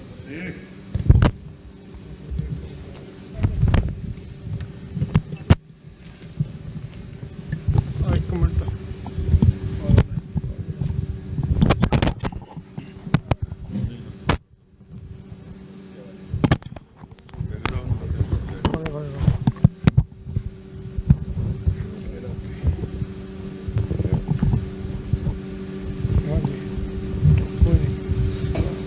ਵਾਹਿਗੁਰੂ ਜੀ ਕਾ ਖਾਲਸਾ, ਵਾਹਿਗੁਰੂ ਜੀ ਕੀ ਫਤਿਹ। ਦਾਸ ਗੁਰਨਿੰਦਰ ਸਿੰਘ, ਸਟੇਟ ਸਪੋਕਸਮੈਨ, ਸਿੱਖ ਕੋਆਰਡੀਨੇਸ਼ਨ ਕਮੇਟੀ ਈਸਟ ਕੋਸਟ। ਇਹ ਜੋ ਅੱਜ ਮਤੇ ਪਾਏ ਗਏ ਨੇ 162 ਗੁਰੂ ਘਰਾਂ ਤੇ ਜਥੇਬੰਦੀਆਂ ਵੱਲੋਂ ਸਾਂਝੇ ਤੌਰ ਤੇ, ਇਹ ਉਸ ਭਾਰਤੀ ਸਟੇਟ ਨੂੰ ਹੀ ਦੱਸ ਦੇਣਾ ਚਾਹੁੰਦੇ ਆ ਕਿ ਇੱਥੇ ਤੱਕ ਹੀ ਸਾਡੀ ਬੱਸ ਨਹੀਂ।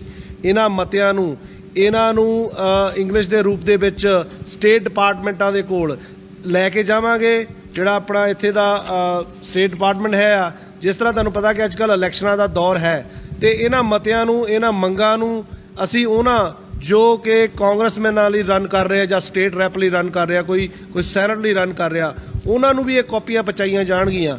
ਯੂਨੀਵਰਸਿਟੀਆਂ ਤੱਕ ਵੀ ਇਹਨਾਂ ਕਾਪੀਆਂ ਨੂੰ ਅਸੀਂ ਡਿਲੀਵਰ ਕਰਾਂਗੇ ਤਾਂ ਕਿ ਜਿਹੜੀ ਸਾਡੇ ਯੂਥ ਯੂਨੀਵਰਸਿਟੀ ਵਿੱਚ ਪੜ੍ਹਦੇ ਆ, ਕਿਉਂਕਿ ਯੂਨੀਵਰਸਿਟੀ ਵਿੱਚ ਇਹਨਾਂ ਦੇ ਬੰਦੇ ਆ ਕੇ ਵੀ ਕੋਈ PhD ਕਰ ਰਿਹਾ ਆ, ਉੱਥੇ ਆਪਣੇ ਚਿਹਰਾ ਬਣਾ ਰਹੇ ਆ, ਇਹ ਉੱਥੇ ਤੱਕ ਇਹਨਾਂ ਨੂੰ ਸਾਰਿਆਂ ਨੂੰ ਮੈਸੇਜ ਦਿੰਦੇ ਆ ਕਿ ਜਿੱਥੇ ਜਿੱਥੇ ਵੀ ਤੁਸੀਂ, ਤੁਹਾਡੀ ਪਹੁੰਚ ਆ, ਅਸੀਂ ਉੱਥੇ ਉੱਥੇ ਪਹੁੰਚਾਂਗੇ, ਤੁਹਾਨੂੰ ਟੱਕਰਾਂਗੇ। ਜਿਸ ਤਰ੍ਹਾਂ ਪਹਿਲਾਂ ਟੱਕਰਦੇ ਰਹੇ ਆ, ਅੱਜ ਵੀ ਟੱਕਰਾਂਗੇ। ਸਿੰਘ ਨਾ ਮਰੇ ਆ, ਨਾ ਹੀ ਮਰਨਗੇ। ਅਸੀਂ ਉਹਨਾਂ ਆਪਣੇ ਬੱਚਿਆਂ ਨੂੰ ਮੈਸੇਜ ਦੇਣਾ ਚਾਹੁੰਦੇ ਆ ਕਿ ਇਹ ਗੁਰੂ ਸਾਹਿਬ ਸਾਡਾ ਇਮਤਿਹਾਨ ਲੈ ਰਹੇ ਆ।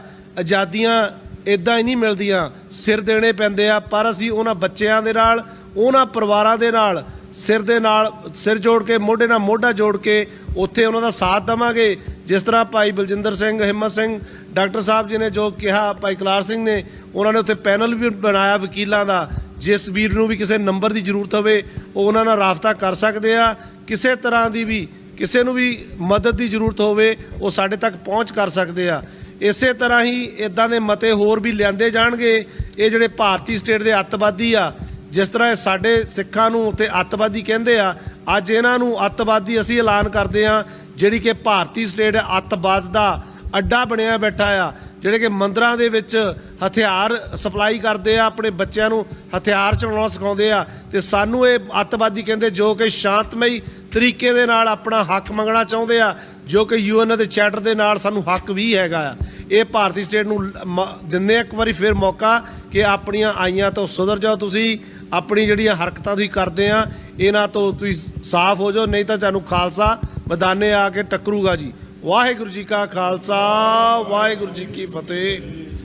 ਕੋਈ ਸਵਾਲ ਸੂਲ ਵਾਲਾ ਤਾਂ ਨਹੀਂ ਕੁਛ ਹੈਗਾ? ਹਾਂਜੀ, ਮੇਰਾ ਖਿਆਲ ਹੈ ਹਾਂ।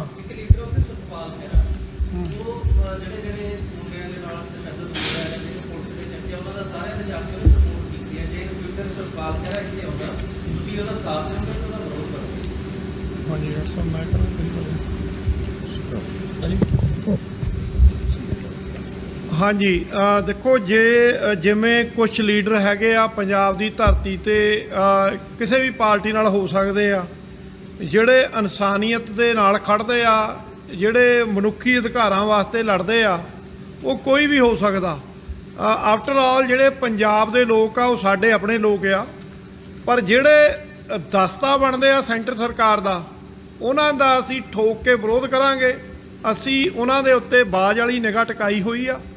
ਅਸੀਂ ਵਿਦੇਸ਼ਾਂ ਵਿੱਚ ਜਦੋਂ ਵੀ ਉਹ ਆਉਂਦੇ ਆ ਅਸੀਂ ਉਹਨਾਂ ਨੂੰ ਹਮੇਸ਼ਾ ਜਿਹੜਾ ਆ ਉਹ ਮੈਸੇਜ ਬੜੇ ਵਧੀਆ ਤਰੀਕੇ ਨਾਲ ਇੱਕ ਇੰਟਰਨੈਸ਼ਨਲ ਲਾਅ ਦੇ ਅੰਡਰ ਰਹਿ ਕੇ ਜਿਹੜਾ ਸਾਡੀਆਂ ਕੰਟਰੀਆਂ ਦਾ ਕਾਨੂੰਨ ਆ ਉਹਦੇ ਅੰਡਰ ਰਹਿ ਕੇ ਅਸੀਂ ਬੜੇ ਪੀਸਫੁਲ ਤਰੀਕੇ ਨਾਲ ਉਹਨਾਂ ਨੂੰ ਮੈਸੇਜ ਦਿੰਦੇ ਆ। ਔਰ ਤੁਸੀਂ ਦੇਖਿਆ ਪਿਛਲੇ ਸਮੇਂ ਦੇ ਵਿੱਚ ਭਾਵੇਂ ਉਹ ਜੀਕੇ ਹੋਵੇ ਜਾਂ ਨਰਿੰਦਰ ਮੋਦੀ ਹੋਵੇ, ਰਾਹੁਲ ਗਾਂਧੀ ਹੋਵੇ ਜਾਂ ਕੈਪਟਨ ਅਮਰਿੰਦਰ ਹੋਵੇ, ਇਹ ਸਾਰੇ ਕਿਵੇਂ ਇੱਥੋਂ ਭੱਜੇ ਆ? ਕਿਉਂਕਿ ਇਹਨਾਂ ਨੂੰ ਉਹਨਾਂ ਕਾਨੂੰਨੀ ਕਾਰਵਾਈਆਂ ਦਾ ਹੀ ਡਰ ਸੀ ਕਿ ਜੇ ਉਰੇ ਰੁਕਦੇ ਆ ਤੇ ਇਹਨਾਂ ਨੂੰ ਫਿਰ ਉਸ ਕਾਨੂੰਨੀ ਕਾਰਵਾਈ ਦਾ ਸਾਹਮਣਾ ਕਰਨਾ ਪੈ ਸਕਦਾ ਹੈ।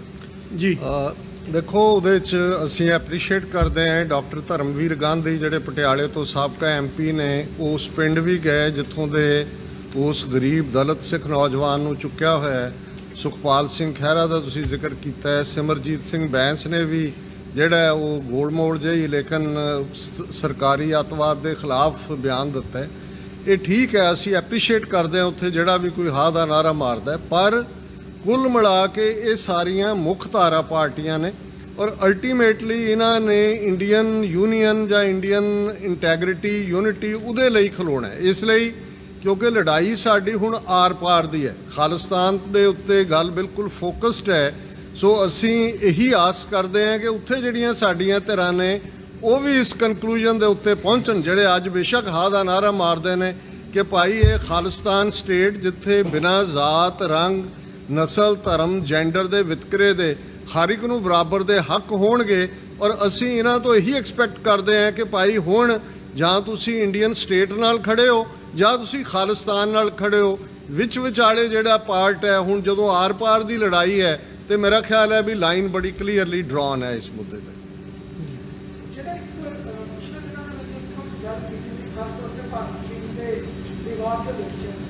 ਬਹੁਤ ਸਾਰੇ ਬਾਤ ਕਰੀ ਕਿ ਜਿਹੜੇ ਸਿੱਖ ਹੈ ਜਿਹਨਾਂ ਨੂੰ ਇੰਡੀਅਨ ਆਰਮੀ ਦਾ ਜਿਹੜਾ ਉਹ ਸਾਥ ਨਹੀਂ ਦਿੰਦਾ ਉਹਦਾ ਬੜਾ ਕ੍ਰਿਟਿਸਿਜ਼ਮ ਕੀਤਾ ਗਿਆ। ਹਰੇਕ ਵਰਗ ਵੱਲੋਂ ਕ੍ਰਿਟਿਸਿਜ਼ਮ ਕੀਤਾ ਗਿਆ ਕਿ ਕਿਸ ਤਰੀਕੇ ਦੀ ਗੱਲ ਜਿਹੜੀ ਆਪਣੀ ਆ ਉਹ ਸਿੱਖ ਦੀ ਵਫਾਦਾਰੀ ਨੂੰ ਜਿਹੜਾ ਤੁਸੀਂ ਚੈਲੰਜ ਕਰਦੇ ਹੋ, ਭਾਵੇਂ ਕਿਸੇ ਵੀ ਦੇਸ਼ ਦੇ ਖੜਾ ਹੋਵੇ, ਜਿੱਥੇ ਵੀ ਸਿੱਖ ਨੇ ਲੜਿਆ ਉਹਨੇ ਪੂਰੇ ਮਾਣ ਦੇ ਨਾਲ ਉਹਨੂੰ ਲੜਿਆ। ਤਾਂ ਆਪਾਂ ਇਸ ਤਰੀਕੇ ਦੀ ਜਿਹੜੀ ਚੀਜ਼ ਹੈ, ਇਸ ਤਰੀਕੇ ਦੀ ਗੱਲਾਂ ਨਹੀਂ ਕਰਨੀਆਂ ਚਾਹੀਦੀਆਂ। ਤੇ ਕੀ ਆਪਾਂ ਇਹਦੇ ਉੱਤੇ ਫੇਰ ਅੱਗੇ ਆਪਾਂ ਕੰਟੀਨਿਊ ਉਸ ਚੀਜ਼ ਨੂੰ ਕਰਾਂਗੇ ਜਾਂ ਉਸ ਤਰੀਕੇ ਦੀਆਂ ਮੌਕੇ ਜਿਹੜੇ ਦੁਬਾਰਾ ਦਿੱਤੇ ਜਾਣਗੇ? ਦੇਖੋ, ਮੇਰਾ ਖਿਆਲ ਹੈ ਕਿ ਵੀ ਜਿਹੜੇ ਅਦਰਵਾਈਜ਼ ਵੀ ਕੋਈ ਨਾ ਕੋਈ ਬਹਾਨਾ ਲੱਭਦੇ ਹੁੰਦੇ ਨੇ ਵੀ ਖਾਲਿਸਤਾਨ ਦੀ ਗੱਲ ਨੂੰ ਕਿਵੇਂ ਡਾਇਲੂਟ ਕਰਨਾ ਹੈ, ਉਹ ਕਈ ਵਾਰੀ ਇਸ ਕਿਸਮ ਦੇ ਟੌਪਿਕਸ ਨੂੰ ਲੋੜ ਤੋਂ ਜ਼ਿਆਦਾ ਖਿੱਚਦੇ ਨੇ। ਗੱਲ ਬੜੀ ਕਲੀਅਰ ਹੈ, ਅੰਗਰੇਜ਼ਾਂ ਨੇ 98 ਸਾਲ ਰਾਜ ਕੀਤਾ, 2 ਵਰਲਡ ਵਾਰਸ, ਅਸੀਂ ਅੱਜ ਤੱਕ ਫਿਗਰਸ ਦਿੰਦੇ ਹਾਂ ਇੰਨੇ ਸਿੱਖ ਮਰੇ, ਪਰ ਹਕੀਕਤ ਇਹ ਹੈ ਕਿ ਉਹ ਰਾ ਮਟੀਰੀਅਲ ਬਣੇ ਬ੍ਰਿਟਿਸ਼ ਕਲੋਨੀਅਲਿਜ਼ਮ ਦੇ ਯੂਨੀਅਨ ਜੈਕ ਦੇ ਲਈ। ਬਹਾਦਰੀ ਆਪਣੀ ਥਾਂ ਹੈ ਪਰ ਉਹ ਕੋਈ ਆਪਣੇ ਰਾਜ ਲਈ ਨਹੀਂ ਲੜੇ। ਇਸੇ ਤਰ੍ਹਾਂ ਜੋ ਕੁਝ ਭਾਰਤ ਦੀ ਹਕੂਮਤ ਨੇ ਪਿਛਲੇ 72 ਸਾਲ 'ਚ ਕੀਤਾ ਹੈ, ਇਹੀ ਫੌਜ ਹੈ ਜਿਹੜੀ ਟੈਂਕਾਂ ਤੋਪਾਂ ਦੇ ਨਾਲ ਦਰਬਾਰ ਸਾਹਿਬ ਤੇ ਹਮਲਾਵਰ ਹੁੰਦੀ ਹੈ। ਇਸੇ ਫੌਜ ਦੇ ਜਰਨੈਲ ਨੇ ਜਿਨ੍ਹਾਂ ਨੂੰ ਦਿੱਲੀ ਦੇ ਰਾਸ਼ਟਰਪਤੀ ਭਵਨ 'ਚ ਸੱਦ ਕੇ ਜਿਹੜਾ ਉਹ ਆਨਰ ਦਿੱਤਾ ਜਾਂਦਾ ਹੈ, ਮੈਡਲ ਦਿੱਤੇ ਜਾਂਦੇ ਨੇ ਕਿ ਤੁਸੀਂ ਬਹਾਦਰੀ ਕੀਤੀ ਹੈ। ਸੋ ਮੈਂ ਇਹ ਸਮਝਦਾ ਕਿ ਇਹ ਸਾਡੇ ਇਹ ਆਵਾਜ਼ ਹੈ ਪੰਜਾਬ ਦੇ ਆਪਣੇ ਪੰਜਾਬੀਆਂ ਨੂੰ ਵੀ। ਮੈਂ ਇਹ ਸਮਝਦਾ ਵੀ ਸਿੱਖ ਸ਼ਬਦ ਕਿਉਂਕਿ ਡੋਮੀਨੇਟਲੀ ਸਿੱਖ ਆਰਮੀ 'ਚ ਨੇ ਹੈ ਕਿ ਭਾਈ ਮਤ ਮਰੋ ਇਹਨਾਂ ਦੇ ਲਈ। ਹੁਣ ਇਹ ਤਿਰੰਗੇ ਦੇ ਨਾਲ ਸਾਡਾ ਸੰਬੰਧ ਨਹੀਂ ਹੈ, ਉਹ ਭਾਰਤੀ ਫੌਜ ਹੋਏ, ਈਵਨ ਪੁਲਿਸ ਹੋਏ। ਜੇ ਪੰਜਾਬ ਪੁਲਿਸ ਹੈ ਉਹਦੇ 'ਚ ਵੀ 80% ਜਿਹੜੇ ਨੇ ਉਹ ਸਿੱਖ ਨੌਜਵਾਨ ਜਾਂ ਪੇਂਡੂ ਨੌਜਵਾਨ ਨੇ ਜਿਨ੍ਹਾਂ ਤੋਂ ਆਪਣਿਆਂ ਨੂੰ ਹੀ ਮਰਵਾਇਆ ਜਾਂਦਾ। ਸੋ ਮੈਂ ਸਮਝਦਾ ਵੀ ਇਸ ਸਟੇਟਮੈਂਟ ਨੂੰ ਬ੍ਰੌਡਰ ਕੰਟੈਕਸਟ ਦੇ ਵਿੱਚ ਦੇਖਿਆ ਜਾਣਾ ਚਾਹੀਦਾ ਹੈ, ਨਾ ਕਿ ਉਸ ਨੂੰ ਕਿਸੇ ਇੱਕ ਜੁਮਲੇ ਦੇ ਵਿੱਚ ਜੋੜ ਕੇ। ਔਰ ਇਹਦੇ ਨਾਲ ਮਾੜਾ ਜਿਹਾ ਮੈਂ ਐਡ ਕਰਨਾ ਚਾਹੁੰਦਾ, ਤੁਸੀਂ ਦੇਖਿਆ ਹੋਊਗਾ ਪਿੱਛੇ ਜਦੋਂ ਦਾ ਨਰਿੰਦਰ ਮੋਦੀ ਪ੍ਰਾਈਮ ਮਿਨਿਸਟਰ ਬਣਿਆ, ਜਿਹੜੀਆਂ ਇਹਨਾਂ ਦੀਆਂ ਪਰੇਡਸ ਹੁੰਦੀਆਂ ਉਹਦੇ ਵਿੱਚੋਂ ਜਿਹੜੀ ਸਿੱਖ ਆਰਮੀ ਨੂੰ ਉਹ ਵਿੱਚੋਂ ਕੱਢ ਦਿੱਤਾ ਗਿਆ ਸੀ ਨਰਿੰਦਰ ਮੋਦੀ ਦੇ ਆਉਣ ਤੋਂ ਬਾਅਦ। ਤੇ ਅੱਜ ਜਦੋਂ ਫੇਰ ਚਾਈਨਾ ਦੇ ਨਾਲ ਗੱਲ ਚੱਲੀ ਆ, ਉੱਥੇ ਮਾਹੌਲ ਖਰਾਬ ਹੋਇਆ ਤੇ ਸਿੱਖ ਨੌਜਵਾਨਾਂ ਨੂੰ ਫੇਰ ਮਰਨ ਲਈ ਅੱਗੇ ਕਰ ਦਿੱਤਾ ਗਿਆ। ਸੋ ਸਿੱਖਾਂ ਨੂੰ ਇਹਨਾਂ ਨੇ ਹਮੇਸ਼ਾ ਵਰਤਿਆ। ਸੋ ਉਹ ਭਾਵੇਂ ਕੋਈ ਵੀ ਪ੍ਰਾਈਮ ਮਿਨਿਸਟਰ ਆਵੇ ਪੰਜਾਬ ਇੰਡੀਆ ਦਾ, ਸਿੱਖਾਂ ਨੂੰ ਵਰਤਿਆ। ਔਰ ਇਹ ਸਿੱਖ ਖਾਸ ਕਰਕੇ ਅਸੀਂ ਜਿਹੜੀ ਆ ਪੰਜਾਬ ਦੇ ਪੰਜਾਬੀਆਂ ਨੂੰ, ਜਿਵੇਂ ਡਾਕਟਰ ਸਾਹਿਬ ਨੇ ਦੱਸਿਆ, ਸਾਨੂੰ ਇਸ ਗੱਲ ਵਾਸਤੇ ਸਮਝਣ ਦੀ ਲੋੜ ਆ ਕਿ ਸਾਨੂੰ ਉਹ ਵਰਤਦੇ ਆ ਸਿੱਖਾਂ ਨੂੰ। ਸੋ ਪੰਜਾਬ ਦੇ ਪਾਣੀਆਂ ਨੂੰ ਲੁੱਟਿਆ, ਪੰਜਾਬ ਦੇ ਵਿੱਚ ਉਹਨਾਂ ਨੇ ਡਰੱਗ ਫੈਲਾ ਦਿੱਤੀ, ਕਿਸਾਨੀ ਦੀ ਗੱਲ। ਉਹ ਇਸ ਚੀਜ਼ ਨੂੰ ਜੇ ਹੁਣ ਆਪੇ 21 ਸੈਂਚਰੀ ਦੇ ਵਿੱਚ ਅੱਜ ਨਹੀਂ ਸਮਝਾਂਗੇ ਕਿ ਜਿਹੜਾ ਭਾਰਤੀ ਬ੍ਰਾਹਮਣ ਆ, ਜਿਹੜਾ ਭਾਰਤੀ ਸਟੇਟ ਦੀ ਰਾਜਨੀਤੀ ਆ, ਰਣਨੀਤੀ ਆ, ਉਹ ਜੇ ਅੱਜ ਨਹੀਂ ਸਮਝਾਂਗੇ ਤੇ ਫਿਰ ਉਹੀ ਗੱਲ ਆ ਵੀ ਸਾਨੂੰ ਬਹੁਤ ਵੱਡਾ ਜਿਹੜਾ ਇਤਿਹਾਸ, ਜਿਹੜਾ ਹਿਸਟਰੀ, ਉਹ ਮਾਫ ਨਹੀਂ ਕਰੇਗੀ। ਹਾਂਜੀ, ਇੱਕ ਇਹਦੇ ਵਿੱਚ ਮੈਂ ਲਾਈਨ ਜੋੜਨੀ ਚਾਹੁੰਦਾ, ਜਿਹੜੀ ਤੁਸੀਂ ਸਿੱਖ ਫੌਜੀਆਂ ਦੀ ਗੱਲ ਕੀਤੀ ਹੈ। ਦੇਖੋ, ਜਿਹੜੇ 4 ਉੱਥੇ ਜਾ ਕੇ ਚੀਨ ਦੇ ਬਾਰਡਰ ਤੇ ਉਸ ਲੜਾਈ ਦੇ ਵਿੱਚ ਮਰੇ ਨੇ, ਉਹਨਾਂ ਨੂੰ ਸ਼ਹੀਦ ਹੋਣ ਦੀ ਗੱਲਬਾਤ ਕਰਦੇ ਹੋ, ਤੇ ਇੱਕ ਗੱਲ ਇਹ ਜ਼ਰੂਰੀ ਹੈ ਕਿ ਨਵੰਬਰ 1984 ਦੇ ਵਿੱਚ ਦਿੱਲੀ ਦੇ ਵਿੱਚ ਤੁਗਲਕਾਬਾਦ ਰੇਲਵੇ ਸਟੇਸ਼ਨ ਦੇ ਉੱਤੇ ਇਸੇ ਭਾਰਤੀ ਫੌਜ ਦੇ 30 ਦੇ ਤਕਰੀਬਨ ਸਿੱਖ ਫੌਜੀ ਜਿਹੜੇ ਯੂਨੀਫਾਰਮ ਦੇ ਵਿੱਚ ਸੀਗੇ, ਉਹਨਾਂ ਨੂੰ ਕਿਹਨੇ ਮਾਰਿਆ? ਅੱਜ ਤੇ ਇਹ ਜਿਹੜੇ 4 ਆ, ਇਹਨਾਂ ਨੂੰ ਤਿਰੰਗੇ ਵਿੱਚ ਲਪੇਟ ਕੇ ਤੁਸੀਂ ਸਲਾਮੀਆਂ ਦੇਤੀਆਂ, ਉਹਨਾਂ ਨੂੰ ਸ਼ਹੀਦ ਕਹਿਤਾ, ਲੇਕਿਨ ਜਿਹੜੇ ਉਹ ਨਵੰਬਰ 1984 ਵਿੱਚ ਭਾਰਤੀਆਂ ਦੇ ਹੱਥੋਂ, ਜਿਹੜੇ ਅੱਜ ਹਿੰਦੂ ਰਾਸ਼ਟਰ ਦੀ ਗੱਲਬਾਤ ਕਰਦੇ ਆ, ਉਹਨਾਂ ਦੇ ਹੱਥੋਂ ਮਰੇ ਨੇ, ਉਹਨਾਂ ਦੀ ਅੱਜ ਤੱਕ ਇੱਕ ਇਨਕੁਆਰੀ ਤੱਕ ਨਹੀਂ ਹੋ ਸਕੀ, ਇੱਕ FIR ਨਹੀਂ ਦਰਜ ਨਹੀਂ ਹੋਈ। ਫਿਰ ਉਹ ਸ਼ਹੀਦ ਨਹੀਂ ਹੈਗੇ, ਉਹ ਮਿਲਟਰੀ ਦੇ ਬੰਦੇ ਨਹੀਂ, ਉਹ ਵੀ ਫੌਜੀ ਹੈ।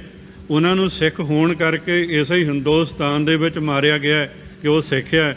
ਦੂਸਰੇ ਪਾਸੇ ਅੱਜ ਇਹ 4 ਉੱਥੇ ਜਾ ਕੇ ਮਰਦੇ ਨੇ। ਹੁਣ ਤੁਹਾਡੇ ਸਵਾਲ ਦਾ ਜਵਾਬ ਸਵਾਲ ਵਿੱਚ ਹੀ ਹੈ ਕਿ ਇਹ 4 ਸ਼ਹੀਦ ਨੇ ਜਾਂ ਉਹ 30 ਸ਼ਹੀਦ ਨੇ ਜਿਨ੍ਹਾਂ ਦੀ ਅੱਜ ਤੱਕ ਇਨਕੁਆਰੀ ਨਹੀਂ ਹੋਈ। ਹੁਣ ਇੱਥੇ ਗੱਲ ਇਹ ਲਾਈਨ ਕਲੀਅਰ ਹੋ ਜਾਣੀ ਚਾਹੀਦੀ ਹੈ ਕਿ ਜਿਹੜਾ ਸਿੱਖ ਆ ਉਹ ਹਿੰਦੁਸਤਾਨ ਵਿੱਚ ਗੁਲਾਮ ਹੈ, ਚਾਹੇ ਉਹ ਮਿਲਟਰੀ ਵਿੱਚ ਹੈ। ਸਿਰਫ ਇਹਨਾਂ ਨੂੰ ਬਲੀ ਦੇ ਬੱਕਰੇ ਬਣਾਉਣ ਲਈ ਮੋਹਰੇ ਰੱਖਿਆ ਗਿਆ ਹੈ। ਸਾਡੀ ਹਮਦਰਦੀ ਉਹਨਾਂ ਪਰਿਵਾਰਾਂ ਦੇ ਨਾਲ ਜਿਨ੍ਹਾਂ ਦੇ ਨੌਜਵਾਨ ਬੱਚੇ ਇਸ ਮੌਕੇ 'ਤੇ ਇਸ ਬਲੀ ਦਾ ਬੱਕਰਾ ਬਣੇ ਨੇ, ਉਹਨਾਂ ਦੇ ਨਾਲ ਹਮਦਰਦੀ ਆ।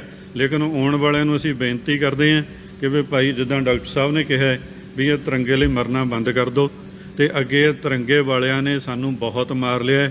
ਤੇ ਕੁਐਸਚਨ ਦਾ ਤੁਹਾਡੇ ਦਾ ਜਵਾਬ ਕੁਐਸਚਨ ਵਿੱਚ ਹੀ ਹੈ ਕਿ ਜੇ 4 ਸ਼ਹੀਦ ਨੇ ਤੇ ਉਹ 30 ਕਿਹਦੇ ਸ਼ਹੀਦ ਨੇ? ਸਿੱਖਾਂ ਦੇ ਸ਼ਹੀਦ ਆ ਜਾਂ ਭਾਰਤ ਦੇ ਸ਼ਹੀਦ ਆ, ਜਿਨ੍ਹਾਂ ਦੀ ਅਜੇ ਤੱਕ ਇਨਕੁਆਰੀ ਨਹੀਂ ਹੋਈ। ਹਾਂਜੀ ਜੀ, ਧੰਨਵਾਦ ਜੀ, ਬਹੁਤ ਬਹੁਤ ਮੀਡੀਆ ਵਾਲਿਆਂ ਦਾ ਬਹੁਤ ਬਹੁਤ ਧੰਨਵਾਦ ਆ। ਜਿਹੜਾ 162 ਗੁਰਦੁਆਰਾ ਸਾਹਿਬਾਨਾਂ ਦੀ ਜਾਂ ਜਥੇਬੰਦੀਆਂ ਦੀ ਗੱਲ ਕੀਤੀ ਹੈ ਜੀ, ਲਾਸਟ ਟਾਈਮ ਵੀ ਤੁਸੀਂ 96 ਦਾ ਜ਼ਿਕਰ ਕੀਤਾ ਸੀ ਜੀ, ਜਦੋਂ ਬਾਅਦ ਫਿਰ ਰਿਐਕਸ਼ਨ ਵੀ ਦੇਖਣ ਨੂੰ ਮਿਲਿਆ ਸੀ ਉਹਦੇ ਵਿੱਚੋਂ ਕਿ ਕਈ ਗੁਰਦੁਆਰਾ ਸਾਹਿਬਾਨਾਂ ਵੱਲੋਂ ਜਾਂ ਅਦਰਵਾਈਜ਼ ਇਹ ਗੱਲ ਕਹੀ ਗਈ ਕਿ ਨਹੀਂ, ਅਸੀਂ ਇਹਦਾ ਇਸਲਾਮ ਨਹੀਂ, ਅਸੀਂ ਦਾ ਜਾਂ ਬਾਈਬਾਲ ਦਾ ਸਮਰਥਨ ਨਹੀਂ ਕਰਦੇ। ਸੋ ਜਦੋਂ ਇਸ ਸਾਰੇ ਜਿਹੜਾ ਤੁਹਾਡਾ ਐਕਸ਼ਨ ਹੈ ਜਾਂ ਤੁਸੀਂ ਇਹ ਜਿਹੜਾ ਸਟੈਪ ਲੈਂਦੇ ਹੋ, ਇਹਦਾ ਇੰਪੈਕਟ ਕੀ ਦੇਖਦੇ ਹੋ ਜਦੋਂ ਤੁਸੀਂ ਰਜੀਮ ਦੇ ਉੱਤੇ ਜਿਹੜੀ ਇਸ ਵਕਤ ਮੋਦੀ ਸਰਕਾਰ ਹੈ? ਦੇਖੋ, ਅਸੀਂ ਜਦੋਂ 96 ਗੁਰਦੁਆਰਿਆਂ ਨੇ ਲਾਸਟ 2 ਇਅਰਸ ਅਗੋ ਜਦੋਂ ਮਤੇ ਪਾਏ ਗਏ ਸਨ, ਉਸ ਵੇਲੇ ਬਿਲਕੁਲ ਇੱਕ ਗੱਲ ਤਾਂ ਮੈਂ ਦਰੁਸਤ ਕਰਦੇ ਹਾਂ ਕਿ ਜਿਹੜੀ ਐਨ ਤੀਰ ਜਿਹੜਾ ਨਿਸ਼ਾਨੇ ਤੇ ਲੱਗਿਆ ਸੀ, ਭਾਰਤ ਦੀ ਜਿਹੜੀ ਮਿਨਿਸਟਰੀ ਆਫ ਅਫੇਅਰ ਪ੍ਰੈਸ ਕਾਨਫਰੰਸਾਂ ਕਰਕੇ ਉਹਨਾਂ ਨੇ ਜਿਹੜਾ ਦੁੱਖ ਜਿਹੜਾ ਸੀ ਉਹਨਾਂ ਨੂੰ ਉਹ ਜ਼ਾਹਰ ਕੀਤਾ। ਔਰ ਜਦੋਂ ਅੱਜ ਅਸੀਂ 96 ਗੁਰਦੁਆਰਿਆਂ ਦੀ ਗੱਲ ਕਰਦੇ, ਅਮਰੀਕਾ ਦੇ ਵਿੱਚ 96 ਗੁਰਦੁਆਰਿਆਂ ਦੇ ਵਿੱਚੋਂ ਅੱਜ ਤੱਕ ਕਿਸੇ ਗੁਰਦੁਆਰੇ ਨੇ ਜਿਹੜਾ ਇਸ ਗੱਲ ਦੇ ਅਗੇਂਸਟ ਕਦੇ ਵੀ ਇਹ ਨਾ ਕੋਈ ਪ੍ਰੈਸ ਨੋਟ, ਨਾ ਹੀ ਕੋਈ ਮੀਡੀਆ ਦੇ ਵਿੱਚ ਚੈਨਲ ਦੇ ਉੱਤੇ ਬੋਲ ਕੇ, ਜਿਹੜੇ ਖਾਸ ਕਰਕੇ ਸਾਡੇ ਨਾਲ ਐਗਰੀ ਹੋਏ ਆ, ਕਹਿਣ ਤੋਂ ਭਾਵ ਜਿਹੜੇ ਕਾਨਫਰੰਸ ਦੇ ਵਿੱਚ ਆ ਕੇ ਜਿਨ੍ਹਾਂ ਨੇ ਸਾਂਝੇ ਤੌਰ ਤੇ ਫੈਸਲਾ ਕੀਤਾ, ਉਹ ਅੱਜ ਜਦੋਂ ਅਸੀਂ ਗੱਲ ਕਰਦੇ ਹਾਂ ਅਮਰੀਕਾ ਦੇ 140 ਔਰ ਜਿਹਦੇ ਵਿੱਚ ਪੰਥਕ ਜਥੇਬੰਦੀਆਂ ਵੀ ਆ, ਔਰ ਕੈਨੇਡਾ ਤੋਂ 22 ਗੁਰਦੁਆਰੇ ਸਾਹਿਬਾਨ ਜਿਹਦੇ ਵਿੱਚ ਪੰਥਕ ਜਥੇਬੰਦੀਆਂ ਵੀ ਹਨ। ਔਰ ਇਹ ਗੁਰਦੁਆਰੇ ਅਸੀਂ ਪੂਰਾ ਵਾਚ ਕਰਦੇ ਆ। ਔਰ ਸਮੇਂ-ਸਮੇਂ ਤੇ ਸਾਨੂੰ ਪਿਛਲੇ 2 ਸਾਲਾਂ ਦੇ ਵਿੱਚ ਜਿਹੜੇ ਪੰਥਕ ਸੋਚ ਵਾਲੇ ਵੀਰ, ਜਿਹੜੇ ਸਾਡੇ ਪੰਜਾਬ ਨੂੰ ਪਿਆਰ ਕਰਨ ਵਾਲੇ ਆ, ਉਹ ਹਮੇਸ਼ਾ ਸਾਨੂੰ ਮੈਸੇਜ ਦਿੰਦੇ ਰਹੇ ਆ ਕਿ ਭਾਰਤੀ ਕਾਤਲ ਇਸ ਧਰਤੀ ਦੇ ਜਾਂ ਕਿਸੇ ਵੀ ਸਟੇਟ ਦੇ ਵਿੱਚ ਜਦੋਂ ਆਉਂਦਾ ਸਾਨੂੰ ਇਨਫੋਰਮੇਸ਼ਨ ਮਿਲਦੀ ਆ। ਔਰ ਅਸੀਂ ਇਕੱਠੇ ਹੋ ਕੇ ਈਵਨ ਗੁਰਦੁਆਰਿਆਂ ਦੇ ਵਿੱਚ ਹੀ ਨਹੀਂ, ਜੇ ਉਹ ਕਿਸੇ ਪਬਲਿਕ ਪਲੇਸ ਤੇ ਵੀ ਆਉਂਦਾ ਸੀ ਤੇ ਉੱਥੇ ਵੀ ਜਾ ਕੇ ਸਮੁੱਚੀਆਂ ਜਥੇਬੰਦੀਆਂ, ਗੁਰਦੁਆਰਾ ਪ੍ਰਬੰਧਕ ਕਮੇਟੀਆਂ ਦੇ ਨੁਮਾਇੰਦਿਆਂ ਨੇ ਹਮੇਸ਼ਾ ਜਿਹੜਾ ਪਿਛਲੇ ਸਾਲਾਂ ਦੇ ਵਿੱਚ ਅਸੀਂ ਅਮਰੀਕਾ ਦੀ ਧਰਤੀ ਤੋਂ ਉਹ ਮੈਸੇਜ ਦਿੰਦੇ ਰਹੇ ਹਾਂ। ਇਹ ਪੇਪਰ ਕਾਲੇ ਨਹੀਂ ਕੀਤੇ ਜਾਂਦੇ, ਇਹਨਾਂ ਨੂੰ ਇੰਪਲੀਮੈਂਟ ਕੀਤਾ ਜਾਂਦਾ ਔਰ ਬਾਖੂਬੀ ਇਹਨਾਂ ਉੱਤੇ ਸਟ੍ਰਿਕਟਲੀ ਅਸੀਂ ਖੜੇ ਹਾਂ। ਕੈਨੇਡਾ ਦੇ ਵਿੱਚ ਹੋ ਸਕਦਾ ਇੱਕ ਅੱਧੇ ਗੁਰਦੁਆਰੇ ਨੇ ਕਿਸੇ ਨੇ ਇਦਾਂ ਦੀ ਕੋਈ ਸਟੇਟਮੈਂਟ ਦਿੱਤੀ ਹੋਵੇ, ਪਰ ਅਮਰੀਕਾ ਦੇ ਵਿੱਚ ਕਦੇ ਵੀ ਕਿਸੇ ਨੇ ਜਿਹੜੇ ਮਤਿਆਂ ਦੇ ਉੱਤੇ ਐਗਰੀ ਹੋਏ ਉਹ ਗੁਰਦੁਆਰੇ ਸਾਹਿਬਾਨ ਸਟਿਲ ਸਟੈਂਡ ਕਰਦੇ ਆ ਨਾ ਮਤਿਆਂ ਦੇ। ਮੇਰਾ ਖਿਆਲ ਹੈ ਜਿਹੜਾ ਤੁਹਾਡਾ ਸੈਕੰਡ ਕੰਪੋਨੈਂਟ ਸੀ ਸਵਾਲ ਦਾ ਕਿ ਗਵਰਨਮੈਂਟ ਦੇ ਉੱਤੇ ਇਸ ਦਾ ਕੀ ਇਫੈਕਟ ਹੋਇਆ ਜਾਂ ਜਿਹੜਾ ਫੈਸਲਾ ਹੈ ਉਹਨੇ ਕਿਵੇਂ ਉੱਥੇ ਉਹਨਾਂ ਨੇ ਰਿਐਕਟ ਕੀਤਾ।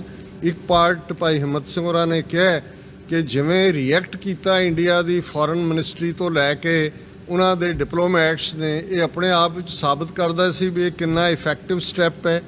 ਦੂਸਰਾ, ਇਸ ਮੂਵ ਨੂੰ ਕਾਊਂਟਰ ਕਰਨ ਲਈ 550 ਸਾਲਾ ਗੁਰੂ ਨਾਨਕ ਸਾਹਿਬ ਦੇ ਪ੍ਰਕਾਸ਼ ਪੁਰਬ ਮੌਕੇ ਉਹਨਾਂ ਨੇ ਯੂਰਪ ਚੋਂ, ਅਮਰੀਕਾ, ਕੈਨੇਡਾ ਚੋਂ ਉਸ ਕਿਸਮ ਦੇ ਜਿਹੜੇ ਥੱਕੇ ਹੋਏ, ਹਾਰੇ ਹੋਏ ਜਾਂ ਕਿਤੇ ਨਾ ਕਿਤੇ ਗੋਡੇ ਟੇਕਣ ਵਾਲੇ ਸੀ, ਉਹਨਾਂ ਨੂੰ ਵੀਜ਼ੇ ਦੇ ਕੇ ਪੰਜਾਬ ਖੜਿਆ।